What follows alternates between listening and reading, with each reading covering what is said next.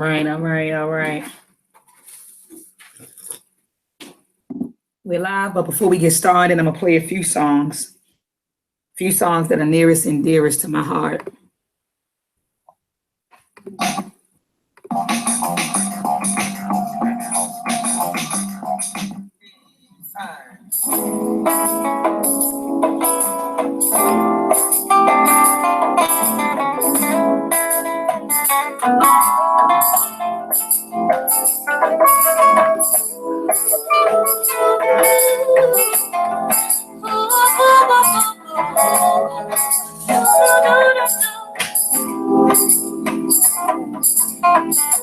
They cannot take away from what's in the DNA.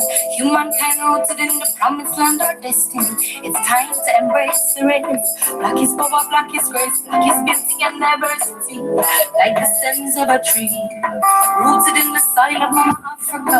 Yeah, we eat the fruit, that's the knowledge that is used. They don't tell the truth of Mama Africa. Africa. Mama, Africa.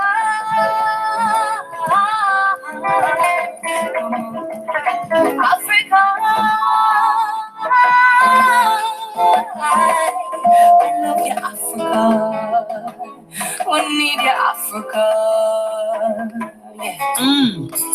We are not African, cause we are born in Africa. We are African, cause Africa is born in us. We are not African, cause we are born in Africa. We are African, cause Africa is born in us. So take the time to understand the land. Africa in every child, man and woman. Take the time to understand the land. How can you reject the place where human life began? Take the time to understand the land. Africa is part of Jaja plan. Take the time to understand the land of Africa.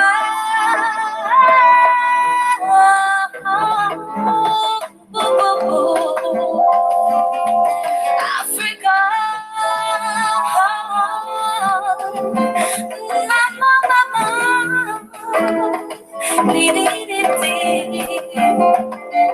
I love you, Africa. We need you, Africa. Chris, take me away.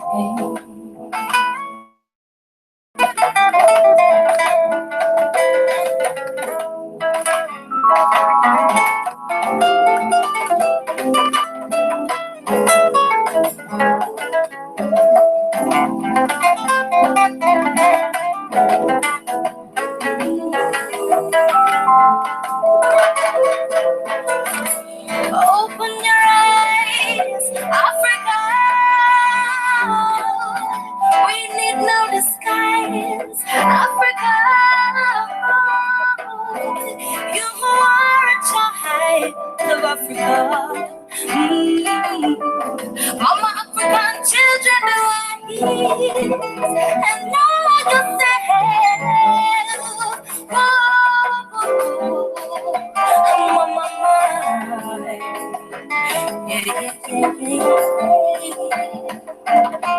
Africa, I love you, Africa. Need you, Africa.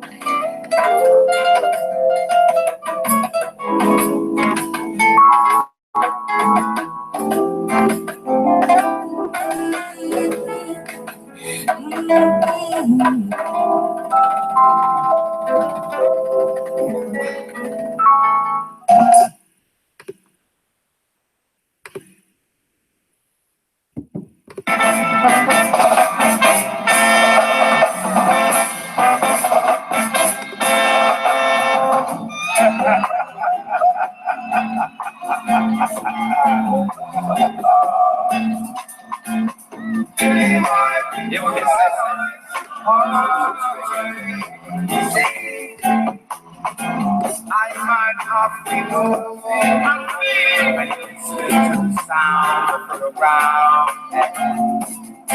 We can't stand it, no one comes to my dance. No. Sometimes I find myself in trouble, I get caught up in the flow. Whoa. Sometimes I get lost inside the shuffle and I have no place to go. But never ever will I know what's in my treasure heard the music. But never ever will I know what's in my treasure heard the music. Sick and tired of listening, I'm uninspired by the music that I'm hearing on the radio station. No, it doesn't move me, in fact it just passes through me. Killing culture isn't funny, making music to make money.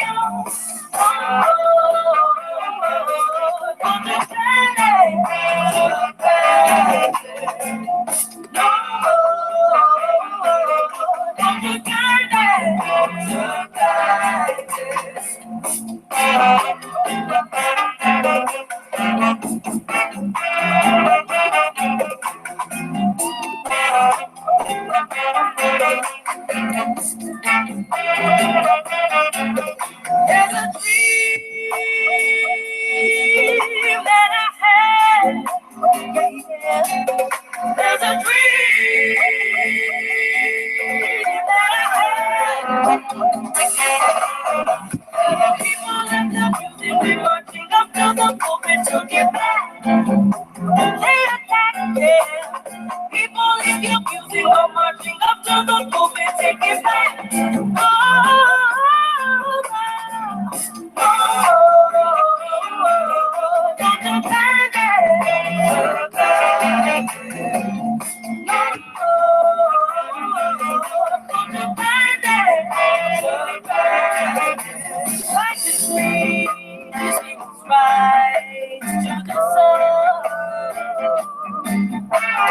Nation is the power of return that makes us one. Like the trees, we must rise to the sun. Nation is the power of return that makes us one. Art is life, so we must live.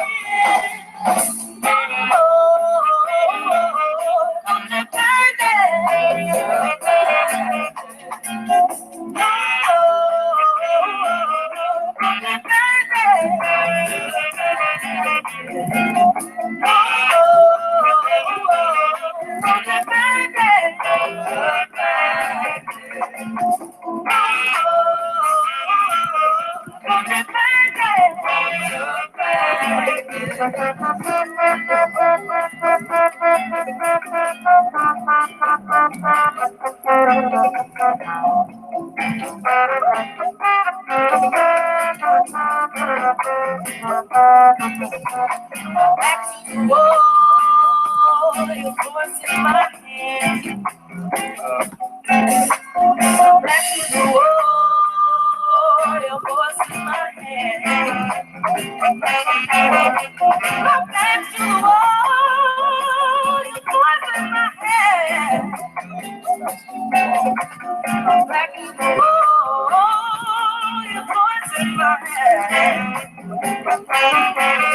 No more, no more, no more, no more, no more, no more, no more dramatic.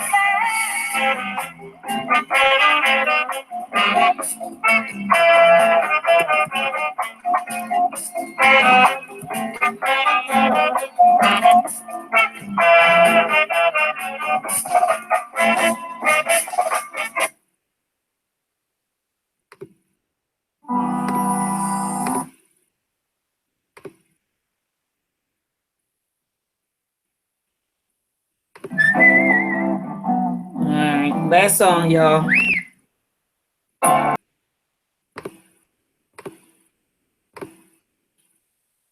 All right, family. I'm feeling under the weather right now, and I have a little cold, so bear with me. My voice is deep and raspy, but it's not this daggone deep and raspy.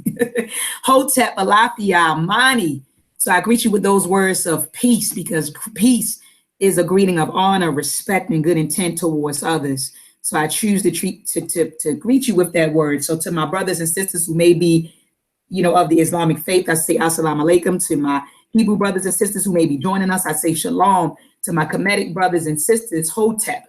All right. And to the rest of my family, I already said amani, alafia, and etc. So first, giving honor to our ancestors, because it is upon their shoulders that we stand. They are our foundation, the source of our knowledge, wisdom, strength, and guidance.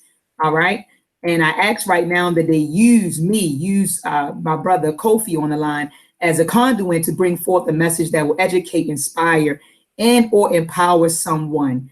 Ashe. So, brother Kofi, I see we're back at it again, King. Here, thank you for being on the show again. You came on Thanksgiving to discuss the origins and the psychological, emotional impacts that Thanksgiving has on African American people. So, thanks for returning today on Christmas, this so-called holiday, to discuss the origins, psychological, emotional, and financial impact that this holiday has on African people. So thanks for coming back on, brother. How are you?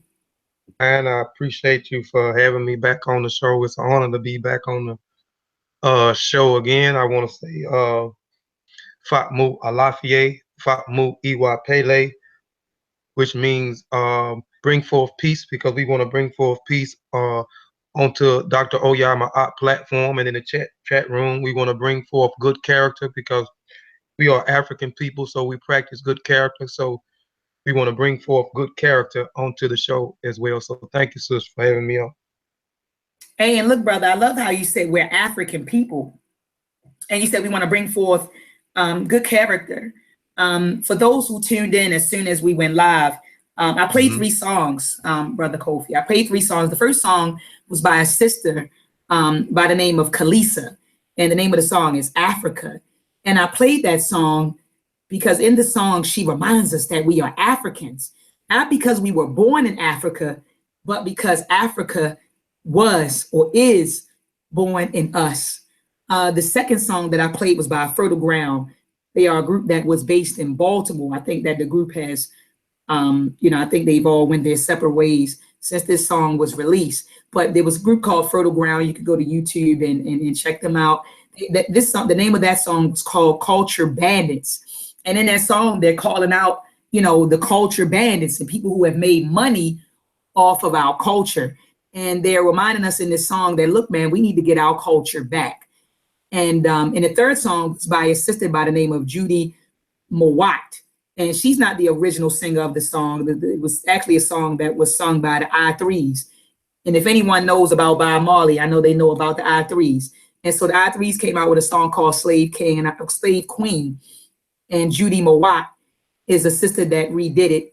And in this song, she is encouraging Black women to remove the shackles from our minds, to remind us that we are African women and we must return back to thinking and behaving as African women. And so those were the three songs that I elected to play while I was going online and posting the link in different groups for folks to know that we were live and to come and join us. So, brother, let's get it in, brother. I know that on your channel you have a presentation where you walk people through the financial impacts that Christmas has,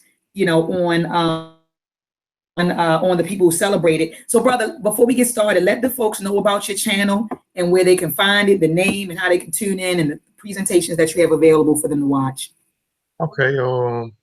You can go to it's a brand new YouTube channel. Is you can go to Kofi, just type it in the box, Kofi Paisai TV, and it'll come up. I have about 11 PowerPoint presentations on there, and I have a segment where I do called reading and sharing. So I have some about 5 or 6 reading or sharing videos where I pick a book and I read stuff out of the book, and we discuss and break the things down in the book.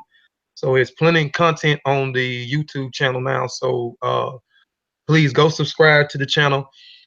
hit the bell and be expecting more from the channel. Also, it's a new video on there that my uh, first opening Sa Imaka Satepin Ra and my brother seeing any Haret Kalfani, which we call Sean P, which is in the chat. We did a show on the books, so go check that one out where we discuss plethoras of books that we think that should be in the black household. So it was a powerful discussion that we had on Saturday. So that video is up on the channel as well. Hold up, and let me put this link in the chat room so brothers and sisters in the chat could join us, because Sean P need to get on this.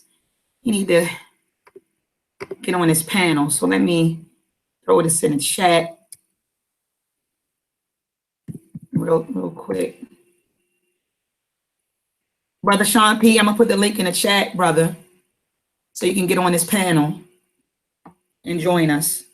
Anybody else who want to get on the want to join the panel, please do. Peace to the sisters. Segment, sis, get on this channel. Let me click the link, sis. Get on the panel, sis. Get on the panel, sister Segment. Brother Sean P, get on the panel, brother. I think Brother Sean P is in the chat. I don't see him. Oh, yes, there he was in there. I'm finna text him too and tell him if he done walked away from. Oh, yeah, he's there. Sister Segment, click the link, sis. I just put the link in the chat room. Brother Sean P, I just put the link to join the panel in the chat room. Click the link, sis, when you get the opportunity. So in the meantime, while they're coming in, family, look, please grab these two books. Our ancestor, you know I got them, brother. Yeah, I broke mine out too. Got them right here, family. If you want to understand the mental, effects that celebrating European holidays have on African people, please invest in these two books. You got book one, right? African People and European Holidays, Mental Genocide.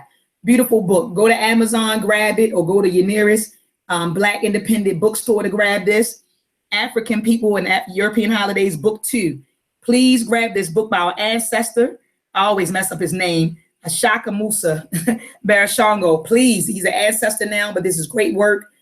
Family, go purchase these two books so you can understand the psychological impact that celebrating European holidays have on African people. All right. So today we're going to talk about the origin of Christmas. Brother Kofu, let's kick it off, brother. Let's get started. So I only want to be about 1 hour, and then we, I know folks, even though they African folks, you got a lot of folks that still celebrate, Christmas, and I understand, I get it, because, I got to be honest, and I want to be transparent with the family that's tuned in. My family, we celebrate both. You have the younger generation who is more African centered. They celebrate, or we celebrate, Kwanzaa. But then you have the older generation who are like 55 and older. They still want to hold on to Christmas. And so out of respect, we do both. So I know we were supposed to get started today at 12 noon my time, 11 o'clock your time. But I was in the midst of, with the family who does celebrate Christmas, and then tomorrow I'll be celebrating Kwanzaa with the other side of the family. So it is what it is, family. I don't want to hold you but an hour. I know folks are still participating in Christmas dinners and all that other stuff. So we're not going to be long, but we will be strong. So I want to start off, Brother Kofu, with speaking about the origin of Christmas. How did this come about, Brother Kofu? Let's build on that. I definitely want to cover the winter solstice and the equinox and all of that. But I want you to talk about, I know you said that there was a festival. You were explaining to me on the phone, there was some sort of German festival. So I want to give folks that information. How did this whole origin of, celebrating Christmas come about? Because we know it don't have shit to do with Jesus's birthday. We know that. Like, we got to cut that out, right? Has nothing to do with celebrating the birthday of this Christ figure, right? So let's build on that, Brother Kofi. Brother Kofi. Yes, Kofi. No, I'm sorry, Brother Kofi. Yeah. You're going to call me all type of stuff for it. It's okay. It's all right. But yes, it's an amalgamation of many European cultures. It's amalgamation of Greeks, Romans, the Slavics, the Germans, Italian culture amalgamated into one different culture. So it's many different festivals that went on. One particularly, one of the famous that they actually just transformed the name to Christmas was the Saturnalia festival by the Romans. The Romans actually revered the god Saturn, which was an agriculture god. And this agriculture god was basically the same thing was that most, or you're going to talk about the winter solstice, but dealing with the agriculture of them going out and harvesting and doing certain things, they would at the end of the year, which we would call mid-winter or the changing of the season into winter, they would celebrate Saturn, which is their god, their deity, which also supposed to have been born on the 25th, on December the 25th. So they would celebrate this Saturnalia festival. And during this Saturnalia festival, you had all types of things that was going on during the Saturnalia festival. You had drinking, and you had games. They had played games. They did such things as very incorporated in there. They did this thing where they sacrificed the pig. Once they sacrificed the pig, they will drink the blood from the. They will make blood pies of the pig, and they will walk down the and sing carols, drink, and eat this mud pie. So this is where the carols come from.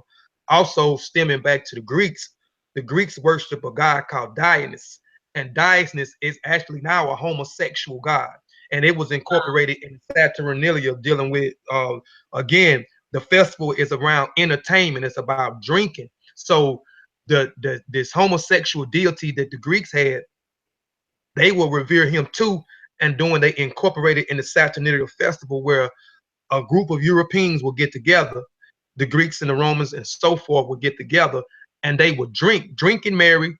They would entertain each other, and then they would, after they would get drunk, they would strip themselves naked, and then they would sodomize each other.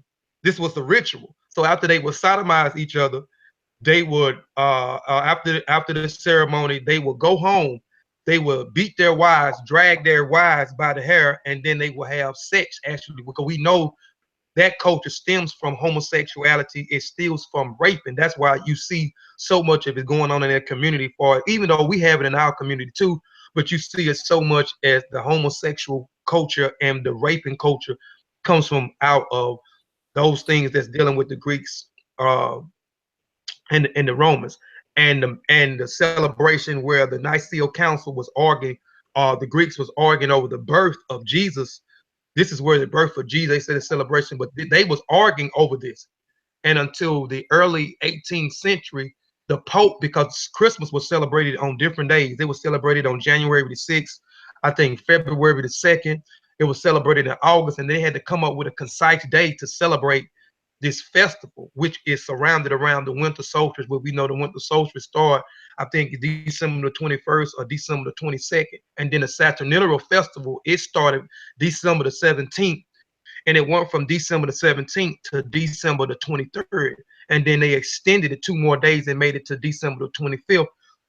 So the Saturnalia festival went for 7 days. So the Saturnalia festival, again, is an amalgamation of the Greek and the Roman culture.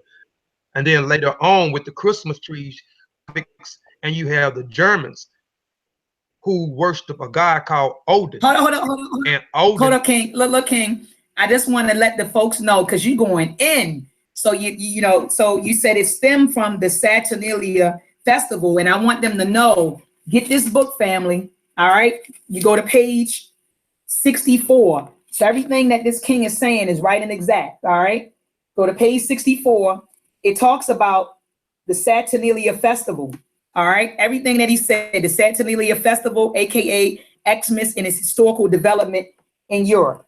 So everything that he's saying, I'm telling you, the elder or the ancestor Barashango talks about this, the anatomy of the cultural significance of the Christmas symbols. So he's getting ready to get into the Christmas tree. So go ahead, brother, keep building. I just wanted the family to know where to get this information from. Keep building. Yes. Yeah, and so with the Christmas trees again, you have the Slavics and the Germans, and the Germans were worshippers of a deity called Odin, and they used to sacrifice their princes to this guy Odin, and the tree the tree was sacred to the Greeks and the Slavics at this time. So this is where the stemming of the Christmas tree come from their culture of doing different sacrifice and them a sacred thing which was incorporated. And after they stopped sacrificing their princes or sacrificing certain things to Odin and the sacred tree, they started developing other things far as uh decorating the tree with so forth and so forth. And then later on you can see in the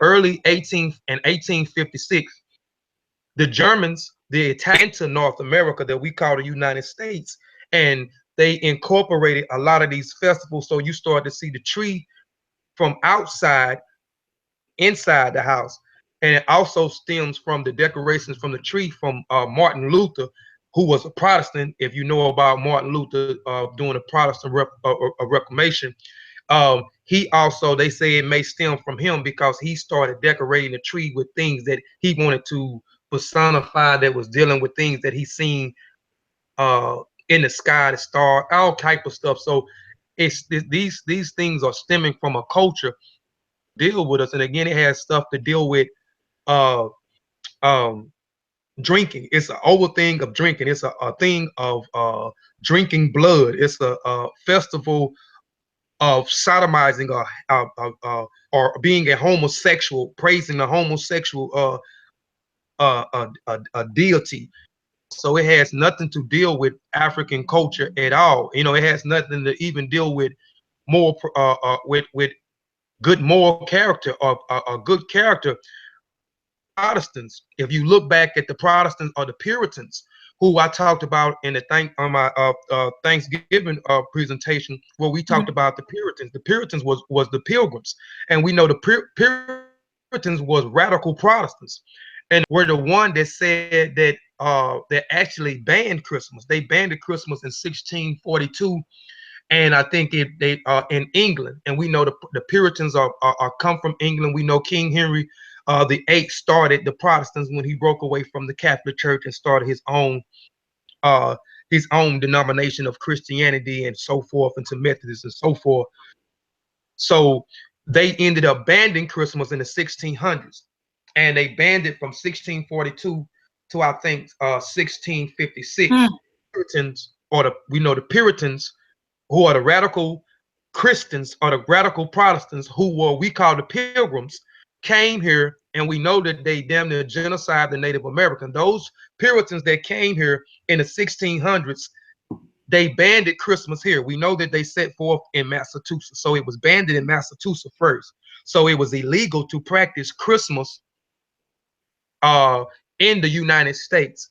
And then in the 1850s and 1856, you see a resurgence of the Christmas festival or the Saturnalia festival coming into place when when the Germans and the Italians come back in and started to incorporate those festivals back in, because prior to that there was again, it was illegal, so you got fined. It wasn't, school wasn't out, so you still was in school. Businesses, they didn't shut their businesses down. If you shut your businesses down, you will get a fine on these days. So it was illegal, it was banned until the Germans and the Italians came back in 1856, and you start to see a resurgence of Christmas or Saturnalia, and you start to see the Pope. They ended up deciding on a Pacific day because, as I stated earlier, they started celebrating it around the winter solstice, and then they extended the day. But then you had others that was practicing Christmas on January the 6th, February the 2nd, I think April the 18th, and it went all the way up until September. So the Pope or the Catholic Church came together and say, hey, look, we're going to specifically, this is going to be the Pacific day, rounded around December the 25th, because this is the so-called day that Jesus was born. But the Protestants said that is inaccurate. They said it was a merry mess to practice. It was a sin to practice Christmas because it was a abomination, or it was a disrespect to say that God was born on these days, and you incorporate all these different pagan festivals into a day of the birth of Jesus. But if you go back to the Council of Nicaea, you will see where they was arguing over not only was arguing over what was Jesus, but they was trying to specifically pinpoint a day he was born. And the Protestants say he was born in September, not December. So they ended up having to come up with a precise date. But if you go back and you study ancient cultures, you will see Mithra. Mithra was born on December the 25th. If you study Tammuz was a Babylonian god. He was born on December the 25th. Saturn was born on December 25th. Jupiter born on December the 25th. And these are individuals that exist before you even get to the character of Jesus Christ at this point of time. So they just took the things and just swapped it up and just changed the name of the things and kept the amalgamations of all these different rituals that inside of Christmas. And then later on, when the Greeks, not the Greeks, but the Germans and the Italians come back in and started this practice back in 1856 in the United States, slowly but surely it started progression, and then it didn't become a national holiday until the 19th century, where they made Christmas a actual national holiday again. But they had a strategy behind it by making it a national holiday. You have to understand something, that we is the biggest consumers on the planet, and they tied Christmas into a economic or a institutional capitalism of gaining economic power. So they invaded our homes through the TVs. So they came up with these strategies. So a lot of us watch TVs. So they were doing this around the time you got after the so-called horror of Thanksgiving. What comes after Thanksgiving? The same day or even after? It's the Black Friday sales, right? So the corporations and the businesses, they are in the red. So they had to say, okay, we are in the red. So we have to figure out some type of strategy on how we can continue to build our economics and build wealth. So they surrounded. So this is a great ideal to take Christmas and cycle and put in people's head, programming their subconscious that it is a day of Jesus' birth, but we're going to incorporate it as a day of giving. Right. So you have to give. So they come up with this strategy. So they started. You will see on the TV screens, they invaded our TVs where the Black Friday sales will go up because the companies are in the red. So the companies come out of red during the Black Friday sales. So they implemented all these different things for as the commercials. I don't care, during this time you turn on the TV, it's going to be commercial after commercial after commercial. You know what I'm saying? Trying to program your subconscious that you have to, on this day, you have to get out. You have to get out and go broke. You have to get out and spend your money on these corporations. You have to understand something too. We are only 1% of producers. 1% of the producers. So we're not producing nothing. So where do you think all of this money is going to? So they ended up, putting these things out on the TV. They invade our radio stations in the house or in the car, mailbox. You got gift cards. You got promotions of different things. So they tied their economics into the Christmas and program that you have to celebrate this thing called Christmas. You have to spend your money.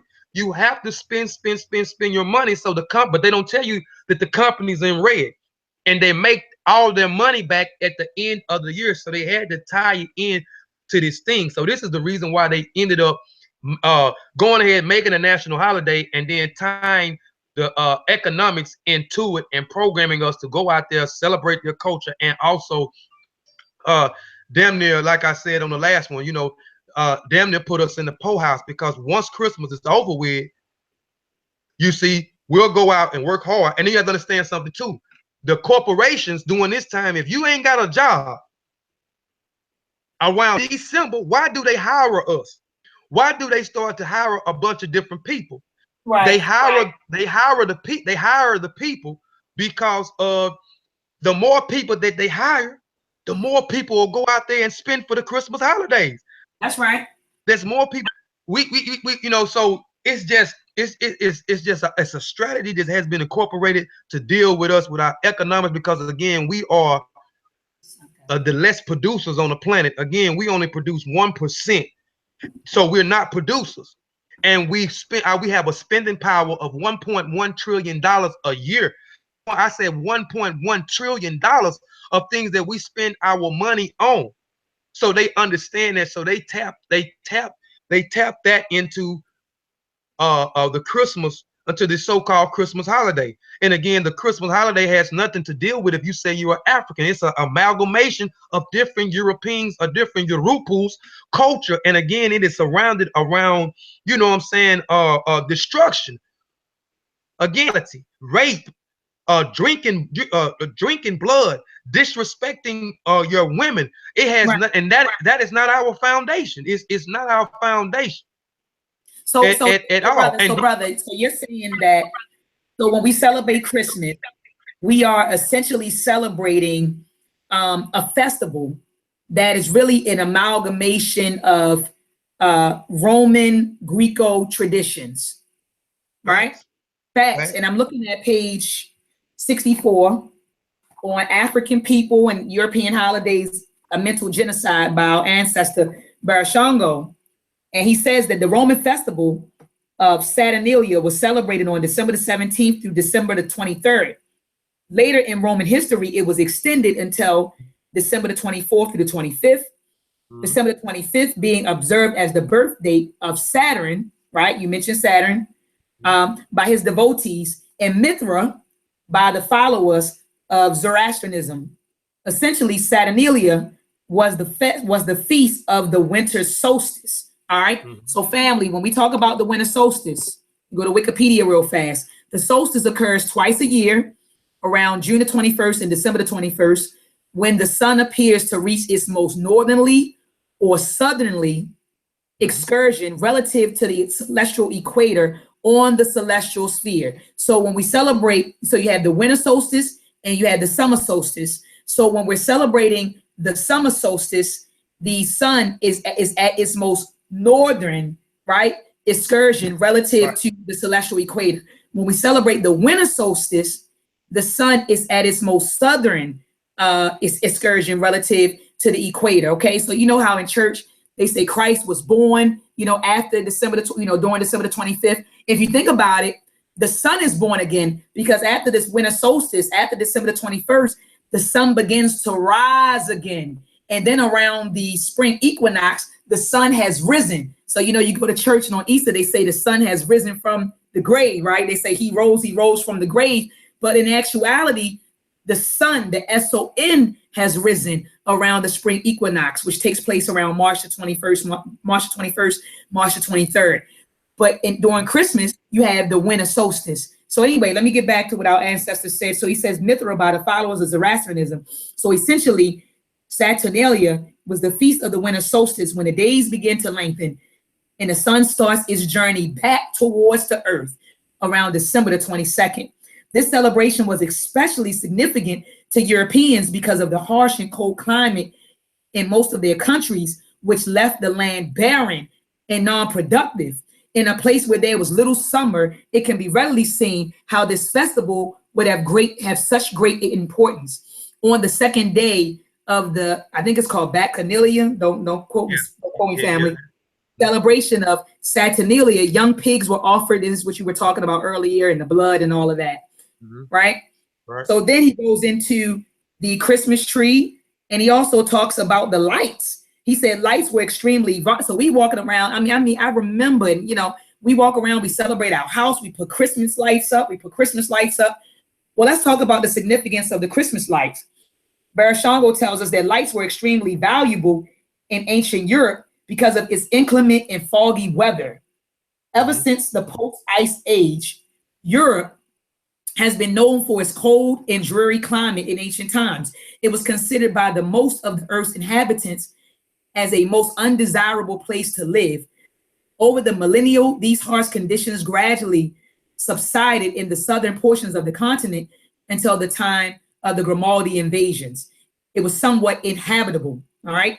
During the age of the African circumnavigation of the world, it was a long time before they ventured to go into Europe. Often as the ships manned by ebony crews sailed along the Mediterranean Sea, through the gloomy fog and mists of the coast of Europe, they could hear the eerie moaning, strange groanings, embarking sounds of its inhabitants. In antiquity, the continent of Europe was considered by many people of color to be the bottomless pit, filled with unimaginable horrors, a forbidding land inhabited by hellish demons. Some have even said that the word Europe means you're roped in. Another significant fact, which deals with the importance of lights to the European experience, took place during the Puritan prohibition of the celebration of Christmas, at which time the common folks would put lighted candles in the windows to let the Catholic priests know that the Yuletide was being celebrated in their home. So he also describes the chimney. All right, the chimney, Santa Claus. Okay, all these things that we've been perpetuating, and we don't understand, brother, where these things come from. And that's why it was important for me to get you on the show. I don't even like calling this a show, having a discussion about these things, because we celebrate these things, we pass these traditions on to our children, and we don't understand the origin of these things. You know, we just think we're celebrating Christmas. It's fun. Let the kids have fun. It's innocent. But look at what we're teaching our children. Look at what we are perpetuating. We're perpetuating the, I'm trying to look for a word. I want to say satanic stuff, you know, drunkenness, sodomy, the disrespect of women, what else? Sodomy, the disrespect of women, blood sacrifice. These are the things we're celebrating. Now you might say, well, Dr. Maya, you're going too far. I'm not sacrificing the blood. I'm not sacrificing. But this is the origin of holidays that we are sacrificing, that's holidays that we subscribe to. Santa Claus, you know, the Santa Claus. I mean, this is a good book, brother. This is a wonderful book. And I'm glad that you touched on the fact that they almost guilt you into celebrating Christmas. You know, when they invade our homes through the television, through the radio. I mean, you can't even go shop in Walgreens or Rite Aid or wherever, you know, without seeing, you know, Christmas decor. You know what I mean? So it's kind of like they almost guilt you into doing it. Like I had a conversation with my cousin earlier, and she was saying that she couldn't afford to get her children Christmas gifts, and she felt guilty about it. Like, you know, they kind of make you feel guilty if you don't show up, you know, on this day with gifts to give your children or to give your family members. Let's build on that for a sec, brother. How Europeans and how capitalists have commercialized love.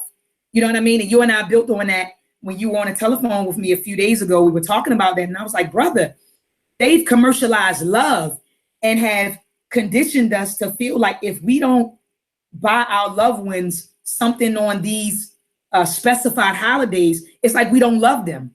You know what I mean? You know, I'm thinking about Christmas right now, and I'm thinking about Valentine's Day. I got sisters who feel like if their man don't come home with a damn teddy bear or flowers, he doesn't love them. You know what I mean? If the children don't have, you know, trees, gifts under the Christmas tree, that they're not loved.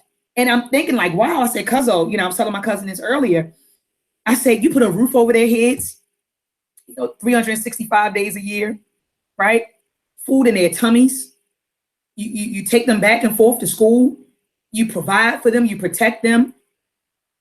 Why do you feel guilty because you couldn't put a PlayStation underneath the Christmas tree? Like, it makes no sense. But we have been conditioned to feel like if we don't do these things, then we don't love our loved ones. We don't love our family members. We don't love our friends. So let's build on that for a sec, brother. The commercialization of love. Mother's Day, Father's Day. And I'm not saying that we shouldn't honor our mothers and honor our fathers and have, you know, family celebrations. But to feel like, and my voice is cracking, I'm sorry, family, because I'm not feeling well.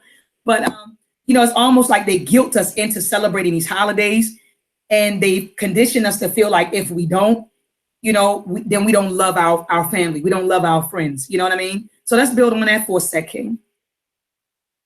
Yeah. Said add us to hang. Get in. Yeah, I just inboxed her the link. I inboxed her the link through Facebook. So yeah, inbox her the link through Facebook. So she tell her to go to her Facebook page and click the link that I just sent her. I sent it to her about 10 minutes ago. So I was just looking at, they changed the aspect of okay. I guess she's going to get it and come in. I think she's got it. But yeah, like you were saying, yeah, they have guilt us into you know, believing if we don't participate and buy our loved ones certain things, then we don't love them, you know. And I know we all have experienced this. I know, I'll be honest, I almost, you know, um, did this not, you know, a few hours ago. You know, I know everybody is out celebrating Christmas, and my son's mother, I don't celebrate Christmas, so I've been doing this for maybe the last 4 or 5 years where I had been celebrating Christmas. So it's really nothing new. My mother's child was trying to actually guilt me, and actually almost got me to call and say that I'm sorry. You know, I didn't, you know, get my son, which I did get my son something because I celebrate Kwanzaa. So Kwanzaa, or what we call Zawada, which is gifts. So I do, you know, it is surrounded around gifts. So I did get my son something, and he won't get it to January the 1st, which is the last day of Kwanzaa. But yes, they, you know, they just have programmed our subconscious to believe that if we don't do these things for our loved ones, as you touched on, if we don't um, buy certain gifts around Christmas, if we don't buy certain gifts around Valentine's, if we don't partake in uh, buying certain types of food items and getting around the table and celebrating things, then we should be wrong. We should be ashamed of ourselves for not participating in these certain things. But again, like I said, it's all programming. Right. And brother, let's touch on that, because I want to speak to the critics of Koringa. You know, there's a lot of brothers and sisters in the community who feel like he's a provocateur, and they say, you know, well, you know, I don't celebrate Kwanzaa because of his founder, which is brother Koringa. But I want to say to those critics, please do your research. And you know, I hate folks that do quick Google research. I'm not going to say hate folks, but it's perplexing when folks, you know, they do these quick Google searches and believe that they have some information, and they think they know something because they did a quick little Google search. But and they say, oh, he was a provocateur. You know, Karenga worked for the FBI, Dr. Ma'at, and that's why I don't celebrate it. He cooperated with them. Geronimo Pratt cleared that up 20-something years ago. Geronimo Pratt actually wrote a book. And, you know, I want to thank Brother Daryl Grayson, Kid Positive, the executive of the animation Tell Me Who I Am. This brother brought this information to the forefront. He was saying that Geronimo Pratt cleared that up years ago. So, you know, don't feed into that stuff that you hear about Karenga and him participating with the FBI to bring down the Black Panther Party. Geronimo Pratt, I think he either wrote an article or he wrote a book, and he cleared up those. Was it a book, brother, or was it an article? I don't know. It wasn't an article. I think it was an article, and yeah, I think it was an article. Yeah, and he cleared. Oh, but yeah, no. Oh, go ahead. I'm sorry. I didn't mean to cut you. I'll go ahead. I'll come in. I was just saying that he cleared that up. That Karenga, you know, was the FBI informant who helped to bring that down the Black Panther Party. He cleared that up. So please go do your due diligence before you go off and bang on Kwanzaa. I also want to say, you have folks who say, well, you know, Kwanzaa isn't, you know, a traditional African holiday. That's incorrect. They don't celebrate it on the continent, Dr. Ma'at. So why would I want to celebrate it? It's not, you know, a traditional African holiday. You know, the Africans on the continent don't celebrate it. So that's why I don't celebrate it. To those critics, I say that it's not, you know, Karenga created Kwanzaa to give African American people a holiday that celebrates us. And there's nothing wrong with that. It doesn't have to be an indigenous African holiday in order for us to celebrate it. You get what I'm saying? It does it. He created this holiday. And to me, Kwanzaa ties us back to our African, it ties us back to African traditional culture. I'm looking at the principles right here. You know, unity, self-determination, collective work and responsibility, you know, cooperative economics, purpose, creativity, faith. And that goes to Sabbath. Why can't we celebrate that or ponder that? Or you get what I'm saying, brother? Why can't we sit and reflect on those principles and instill those principles into our children? I don't see anything wrong with that. But I want to know your take on that, brother. How do you feel when people say, oh, you know, Kwanzaa isn't a traditional African holiday, so I don't celebrate it? What do you say to this? Well, first of all, I would say that again, you're not doing enough research. You know what I'm saying? You're not doing enough research. But let me go back before I go to that. You talked about Karinga working with the FBI and certain things, and he did stuff for the Black Panther Party. Right. We know if you look at most of our so-called civil rights activists or civil rights leaders, you know that they have been either murdered or they have been ostracized. So Mhm. during the early during after the riots in LA in the 60s, we know that Karinga created a organization. He created an organization, and this organization went back to revitalize the communities in LA after the riots. This is when he come up with the Kwanzaa thing. So again, these people, the FBI started looking at Karinga. So we understand that when you start to lift up your people, you start to work in your community, they either going to assassinate you or they're going to ostracize you. They're going to create all types of lies and things behind you to get your people to turn your back. So that's what they did when he created that organization. And we know that people may stem that he might have went against the Black Panther Party, because we know doing some type of event name off a hand that the organization that Karinga had during the early 60s, but it was a confrontation between his organization and the Black Panther Party. But that was one incident. But just because they had that one incident does not mean that Karinga were going to go work with the FBI to try to shut the Black Panther Party down or whatever. But I'm just throwing it out there because we know once we start working and doing things and uplifting our people, we know we're going to have the CIA. We know we're going to have the FBI come in and infiltrate it. We know our leaders are going to be assassinated or they're going to be ostracized. Right. So just take that into place too. But even going back to people saying that, because I made a statement too, that Kwanzaa is a real African a tradition. Yes, it is. I'm gonna say it again. Yes, it is. Mm. You can go to my on my channel now. I have a Kwanzaa presentation. And Kwanzaa is not a black, it is not a black spring off from Christmas. It's not a black Christmas. And Karinga, what Karinga did was, we know, if you know who Karinga is, we know he's a professor. He has wrote multiple books. We know he's a professor. We know after we know he went to a university where he's a dean at this university, or sit head at this what's the name? We know he studied Africana studies. So this brother went back and he studied different traditions in Africa dealing with the first fruits. And if you know anything, if you call yourself African and you a practitioner of it, you should know certain things about the culture. What they have Mm. in my presentation, I showed you they practicing Kwanzaa. They don't go by the name Kwanzaa, but I gave you the names and tribes of the people who practice the first fruit. And the word Harabi, which means pulling together, Yep. I Harambe. show Mm-hmm. I show you where multiple people come together, different tribes, clans, and nations, African tribes, clans, and nations came together, pulled their resources together, went out there and harvest, and at the end of the year, they reap the benefits from their harvest because they pulled together. The first Nagaza Saba is unity.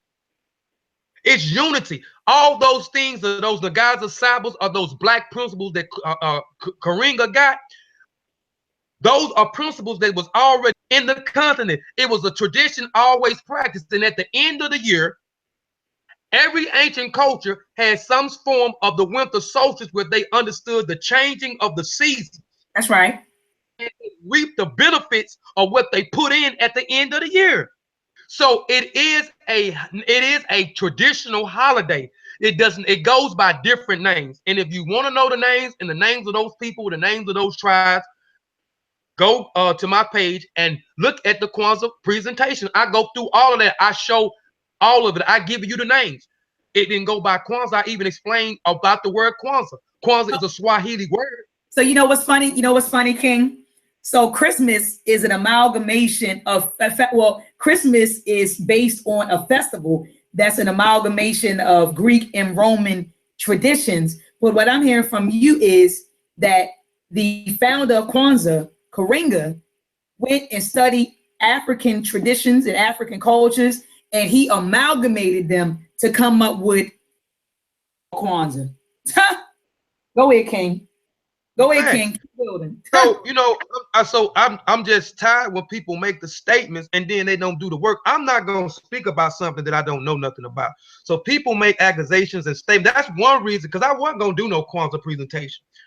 But the more I started having a conversation with people, and the more I started seeing people saying certain things that's dealing with Karinga, that's dealing with the festival, I said, I'm going to take it amongst myself, and I'm going to put a presentation out there, and hopefully people will look at the presentation, and some of the people will stop making the statements, because I end up showing you the information. So, and I'm not telling you to believe me. That's not my MO. I don't tell you to believe what bro Kofi Paisai is saying. I'm gonna show you, and then I can direct you to where I got the information, and then you can go. You can go from there.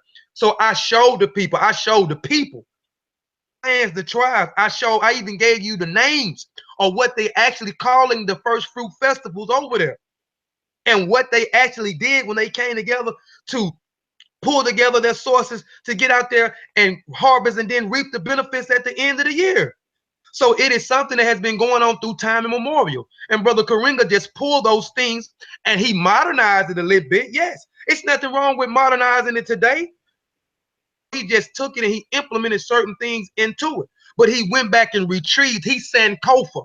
He went back and retrieved our culture and our tradition and brought it to the forefront for us to celebrate, so we wouldn't have to celebrate other people's culture. And if you look at the Nagaza Sabbaths, those principles, it's not unethical at all. It doesn't go against your morals and your principles at all. But when you celebrate Christmas, the sister just ran down all the beasts that go on in these celebrations, doing the amalgamations of all these different your RuPaul's or European culture that we're celebrating. Right. So if you're going to celebrate something that is tied to you. That's celebrate right. Something that's going to uplift you and build you and have you good, for you can have good character, good moral characteristic. And the sister is showing it up there. Look at this, brother. And again, with those right there, I want to say something. I said this in my presentation. We assemble the 26th of January the 1st to practice and implement all those things. We shouldn't wait. We should be practitioners of all those 7 principles right now. That's right. This is the only way I feel like we can get back to where we at. I did a presentation springboard from the Kwanzaa call, the 4th principle, Ujamaa, which means cooperative economics, pulling together. But we can't do that if you don't have unity, right. If you don't have self-determination, collective works and responsibility. That's right. Purpose, creativity, and faith amongst each other. And we won't have cooperative economics unless we implement those other 6 Nagaza Sabbaths as well. So don't wait till a Kwanzaa and light your candle, and then and then Habarugani, and then you start to go into Ujamaa, and then you go into what it means, and then you leave it there. You have to you have to put these things into practice. This is the only way we'll be able to elevate if we put these things into practice. Absolutely. So again, I'm through, but I'm just saying again, we just start having to making statements about things that we do not know. But go check out go check out the Kwanzaa, and then check out part 2, which is called Ujamaa, which is one of the principles, which is the 4th principle of Kwanzaa, cooperative economics. And I had to do it, since I do the cooperative economics. I had to actually guilt us, and I shouldn't have to do that. Guilt us into going and support Black-owned business, because the first 6 slides. I was just about to say, let's talk about that. Let's talk about that. Go ahead, build on that. Go ahead. You said you almost had to guilt people into supporting Black-owned. And I want to say this right now on the air, and anybody could call me on it. I could put brothers on the panel to corroborate what I'm getting ready to say. So I have family that celebrate both, right? Some family celebrate Christmas, family that celebrate Kwanzaa. All of the gifts, all right, minus the cards, came from Black-owned businesses, brother. I'm talking about T-shirts, tennis shoes, books. If you ask the author, Akua Agassi, is a sister. She just won a Black Power Award for, I think, children's literature down in Atlanta this past November. She'll tell you, I bought 30 copies of books from her. 30 copies. of her books on Queen Nzinga, Marcus Garvey, and Madam C.J. Walker. That's what I did with my money. So like you said, go ahead. I just, we gotta, if you're gonna celebrate these things, we can't keep putting our money in white hands because that money never comes back into the community. But like you said, brother, it's no way that we can practice cooperative economics if we don't have racial solidarity, if we don't have unity. You know what I mean? But go ahead, brother. So you say you almost had to guilt Black people into patronizing Black-owned businesses. That's pathetic. Right. So I had to create a strategy just to try to guilt, like I was saying, guilt. So I might have had about 30 slides. And the first 6 slides had to be to try to guilt the people into supporting the other slides I was going to show. So I had to show statistics. I had to show different organizations, different bureaus that was tracking the Black dollars and tracking other people's dollars, and show you and give you the stats on other different racial groups come here and how their dollar circulates in their community, and show you how our dollar don't even circulate in our community. So other people understand cooperative economics. That's right. Like if you look at the Jewish nation, that dollar bill circulates 17 times in their community before it goes out. So they understand that they have to spend their money with their own people, so it circulates in their community. Right. If you look at the Asian community, it circulates 19 times in their community. No, it circulates 26 times in the Asian community. Right. 19 times in the European community before it goes off. Then I had to show the stats of how these different corporations that track the dollar bills. Mm-hmm. Then I had to show I put an excerpt from an article where somebody was interviewing a Jewish leader, and they was asking about why Black folks is not economically powerful, why they are so behind in economics.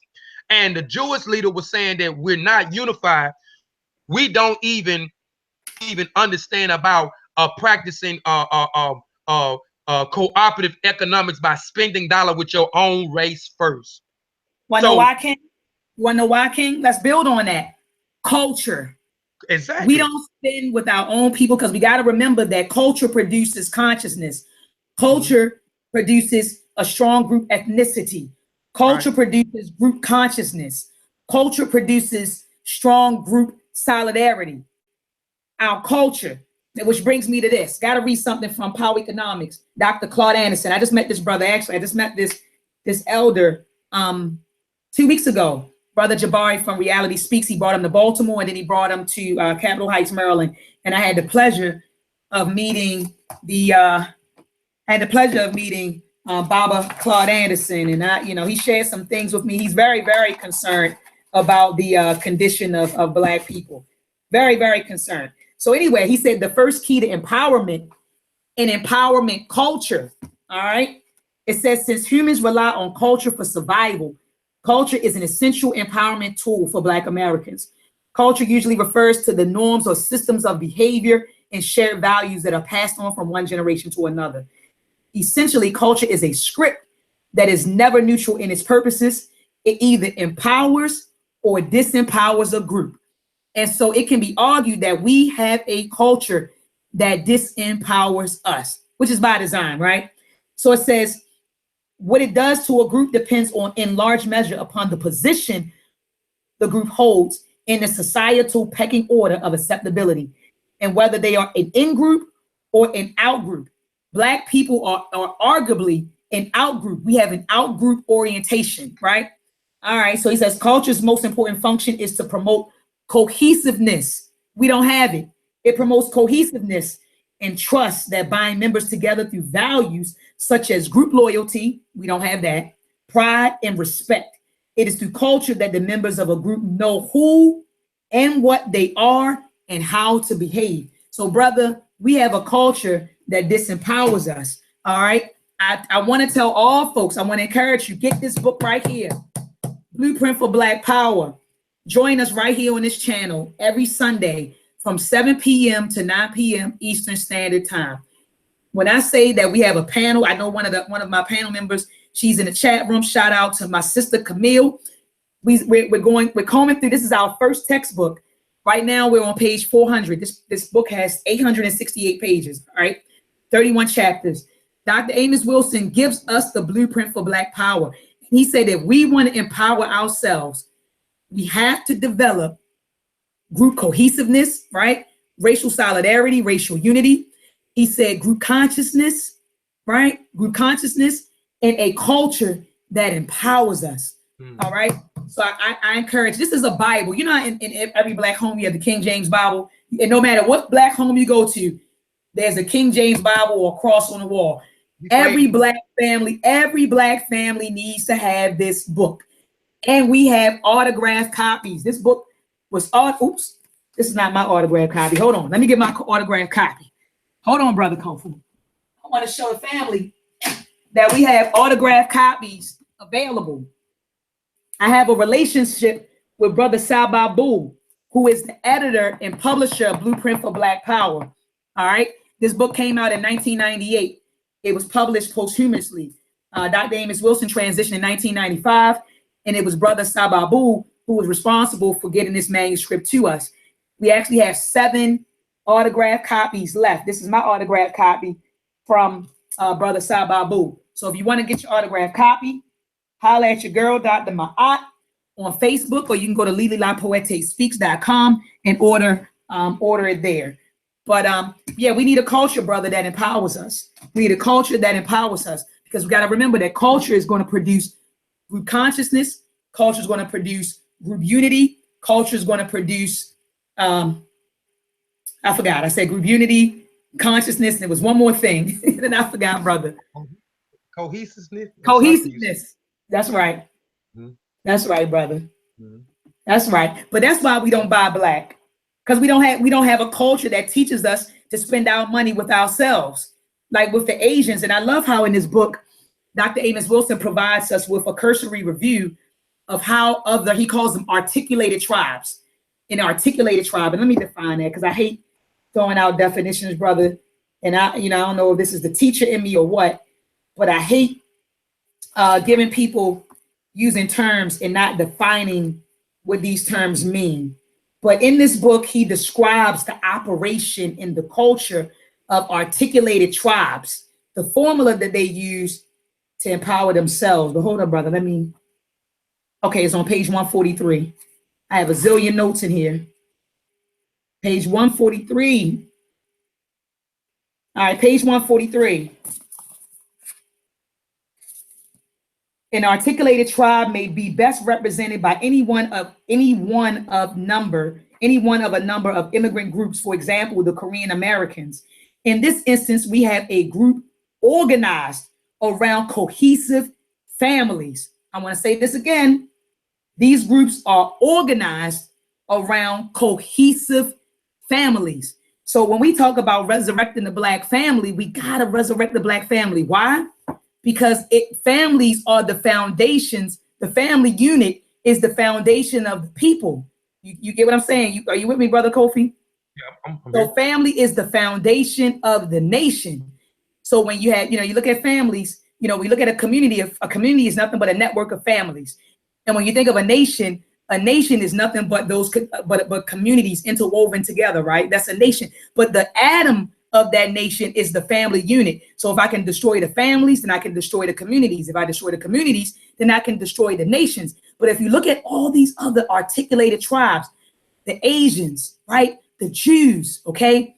They're organized around cohesive families, all right? He says, and the key word is they're organized, all right? So they're organized around cohesive families and kinship groups, land or communities, and confederations with normal power organizations extending beyond family ties.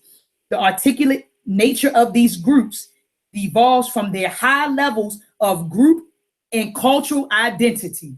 Wait a minute. Their high levels of group and cultural identity, group and class consciousness, racial ethnic exclusiveness. So these people are exclusive, Brother Kofi. You know how Black folks, we want to include everybody. We want to include everybody. We want everybody to be a part of everything. And somebody might be saying, Dr. Ma'at, I saw Meltrek. on that cover you have a little white girl and you have a little Asian. So you're inclusive. No, no, no, no. To those brothers and sisters, I want to say this. My goal is to reach every Black child, no matter if they're in a predominantly white school, predominantly Hispanic school, predominantly Asian school. My goal is to get Meltrek in all schools. So don't let the cover fool you, because the content is 100% African centered. So anyway, it says high levels, exclusiveness, their relatively high level of intragroup cooperativeness. So intragroup cooperativeness, they cooperate with each other. He said self-sufficiency. We want to run out here and work for white folks. That's what we want to do, Brother Kofi, and say that we're self-sufficient people. But guess what? Dr. Claude Anderson said in 1870, 99% of Black people work for white people. He said as of 2014, 98% of Black people work for white folks. But we want to run around here and claim that we are liberated people. He said self-sufficiency, economic assertiveness, and monopolistic business practices. They're concentrated populations with an informal leadership establishment, generally composed of highly respected or regarded individuals whose authority rests on the power to persuade, influence, and organize their followers. He referred to us on page 144 as a diffuse tribe. He called us a diffuse. He says the African American community at this juncture in history is essentially a diffuse tribal grouping, meaning that we have no cohesiveness. He said this implies that it exhibits a number of inadequate, relatively weak, poorly focused and organized power organizations, which extend beyond family ties and community groups. Its sense of self-identity, self-awareness, and African-centered consciousness is unstable, tenuous, and basically reactionary, meaning that its self-definition is arrived at more by default than considered intent, more by its marginalization from and domination by the white nation than by a proactive, proud form of self-expression and self-actualization. It therefore operates around relatively low levels of group and cultural identity, group and class consciousness. Its racial ethnic boundaries are extremely porous and over-inclusive. So he's saying that we are an over-inclusive people. That's why we don't get anywhere. So he provides us, y'all, and I'm not going to read the whole book to you. You got to join us on Sunday, 7 p.m. to 9 p.m. Eastern Standard Time right here on this channel to get into this week where we will be starting chapter 16.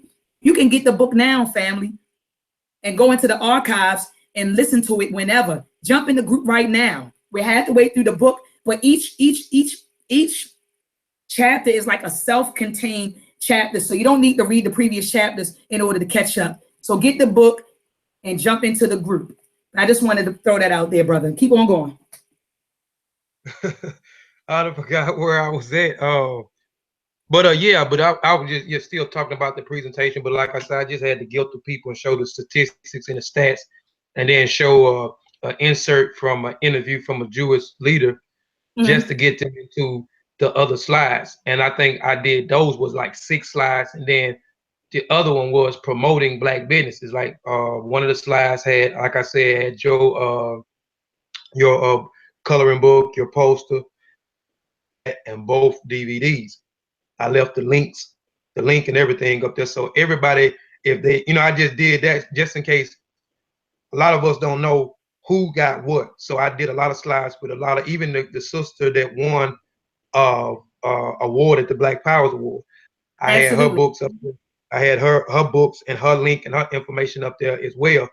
But I knew if I would have just started out talking about cooperative economics and buying and this and that without throwing the stats in there, people probably would have got off there. Oh, I'm not finna bypass them all. I'm not finna do such and such. So I had to show them the stats. Bring up the stats, brother. Do you have the stats on the screen? Like, can you share your screen right now and bring up the stats? Yeah. Hold on. So they can see what you're talking about. I want you to bring up the stats so the family can know that we're not just making this stuff up. We're not just making stuff up. Walking around with Nikes on our feet, talking. You got Tariq Edmonds, have our own tennis shoe, And he was so successful with that, with his Black Power or Black Pride tennis shoe, that now Nike has done their own rendition for Black History Month. They have a white and red shoe with the red, black, and green flag on that. Did you hear what I said, Brother Kofi? They got a what now? So you know Tariq Edmonds, who came out with like the African Pride sneaker, Yeah, yeah, black and green sneaker. yeah. He did so Mm-hmm. well with the red, black, and green Yeah. sneaker that now Nike, for Black History Month, they've released a sneaker that's red and white with the red, black, and green flag on the side. Telling you, I'm telling you, I'm telling they you, always you they know, always capitalizing off us. We gonna eat it up. We yeah, gonna oh yeah, eat it up. oh We yeah, gonna eat it up. oh yeah. But folks won't buy from Tariq Edmonds, or you got Panther Wear. They just came out with some shoes. I got the red shoes for a gift. Yeah. You got Panther Wear. You have Abydos for sneakers. You have Abydos. You have Panther Wear. You have Tariq Edmonds. What's the name of his line? I Nagas or Nagus. Nagus. You got that. It's no reason why we should be buying Nikes and Adidas at this point. Can you see my screen? Yes, King. Okay. This was I just showed two of the slides. This is two of the slides of the presentation I did on Ujima. Slides is nothing but promoting black businesses and stuff like that that you may not know. But this is one of the slides where I was showing you about the circulation, where it says the lifespan of a dollar in Asian community is 28 days. The lifespan of a dollar is 19 days, and the lifespan in the white community, in the community lifespan dollar is 17 days. In the African American community, hours according to the NAACP article, which writers use several sources, several federal. So I went and looked at some of those sources that this article was talking about to see who was these sources that they was talking about and what they was doing. So you have the Federal Reserve Bank was one, the Bureau of Statistics was another, the Small Business Administration keeps tracks of black-owned businesses as all produce reports on black spending power.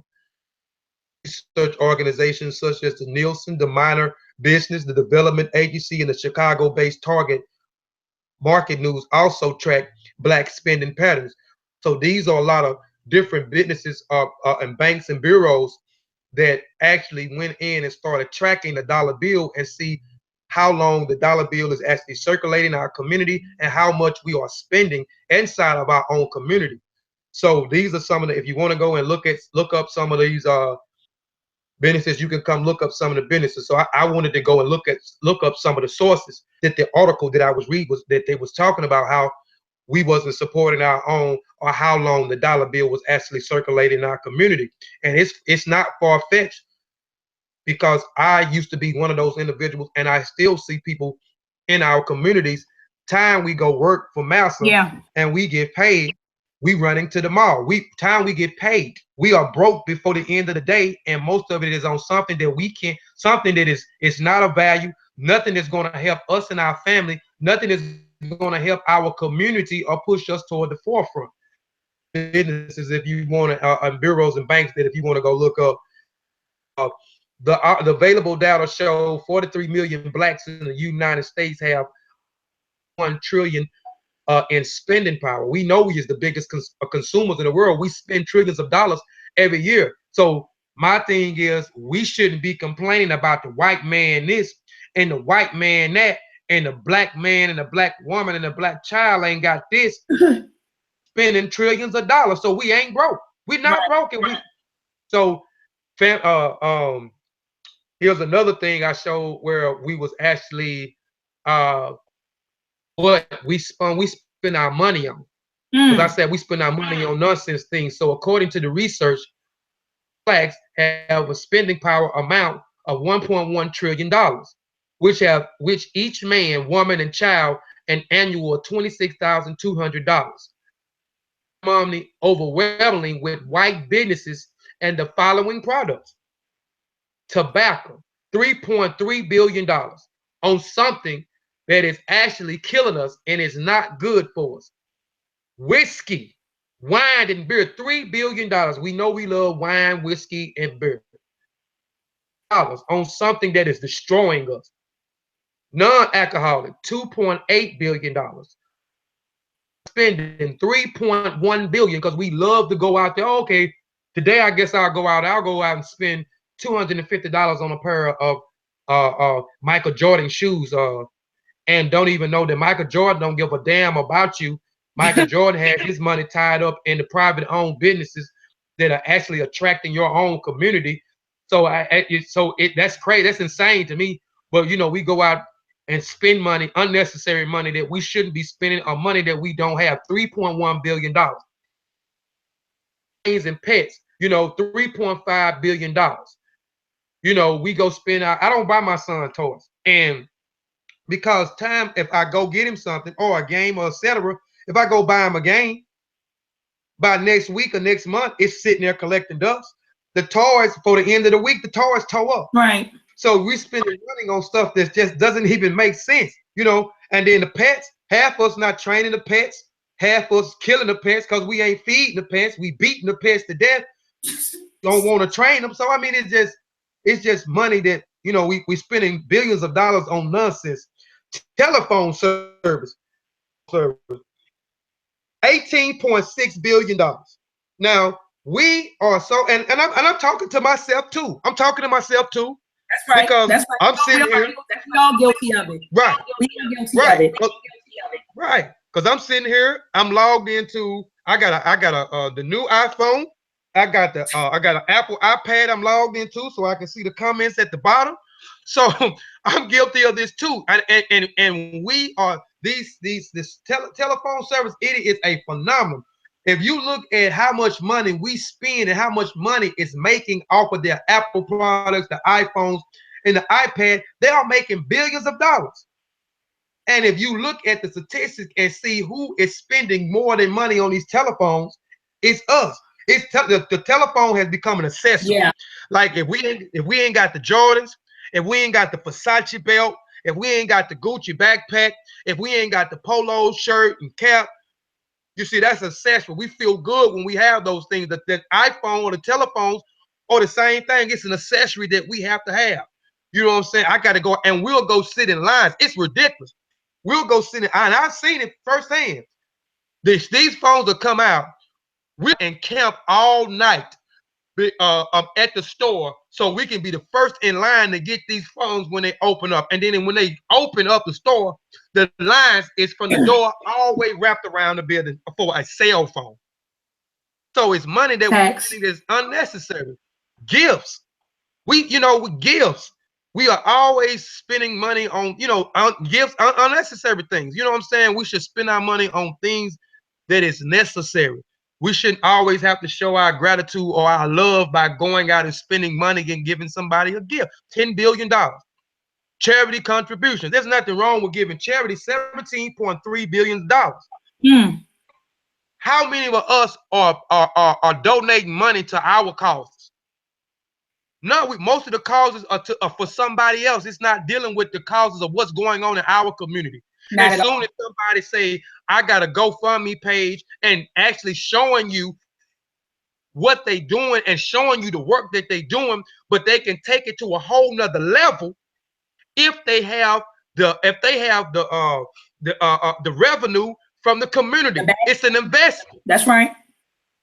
So they're not understanding things. So we'll go out and spend money on stuff that don't even charity events that don't even have nothing about it, and people that don't look like us. But soon as I ask you for something, Dr. Oya, I ask you something for her to expand her brand to bring out more DVDs, you gonna look at her like she crazy, or she talking in Chinese. Yep. You see? And brother Kofi, other groups, and I love that book, Blueprint for Black Power. Sister Camille can attest to what I'm getting ready to say. He talks about this and how these other articulated tribes, they aggregate their resources, right? They pool their money together to create businesses. They front each other the money. Black folks, we don't move like that. We don't, now I'm not saying all, but enough of us don't move like that. You know what I mean? And what these other communities do, they aggregate their money, they pull their resources together, they go, they buy a property, they support each other businesses, they buy and sell from each other no matter what. You got brothers and sisters who say, well, look, I'm not going to buy from this black person over here who owns a soul food spot. I'm not going to get the chicken from them because I can go to the Arabs, and get 10 extra wings or 20 extra wings. You know what I mean? We don't have that loyalty for each other, that loyalty to one another. And that boils down to our culture. And then you might say, well, Dr. Ma'at, what is the solution? How can we usher in a new culture? We usher in a new culture by building educational institutions that teach and promote and instill the culture. So if you say, well, what's the solution? My solution is this, Brother Kofi. I know you do these presentations, brother, and you work with the parents. I work with parents.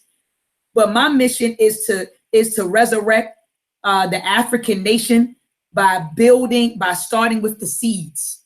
That's my journey. That's what I see, ushering a whole new generation with a whole nother mentality. So if you want to know the solution to reinstituting African culture, I say African-centered education. So please support people like Brother Marcus Klein, who has 3 African-centered schools. Please support brothers like Brother Amin. Please support people like Walimu Baruti, brothers and sisters who have African-centered schools in the community, because that is how we can usher in a new generation, we can harvest a new generation by cultivating new seeds, younger seeds. So I wanted to add that, brother. Oh yeah, yeah.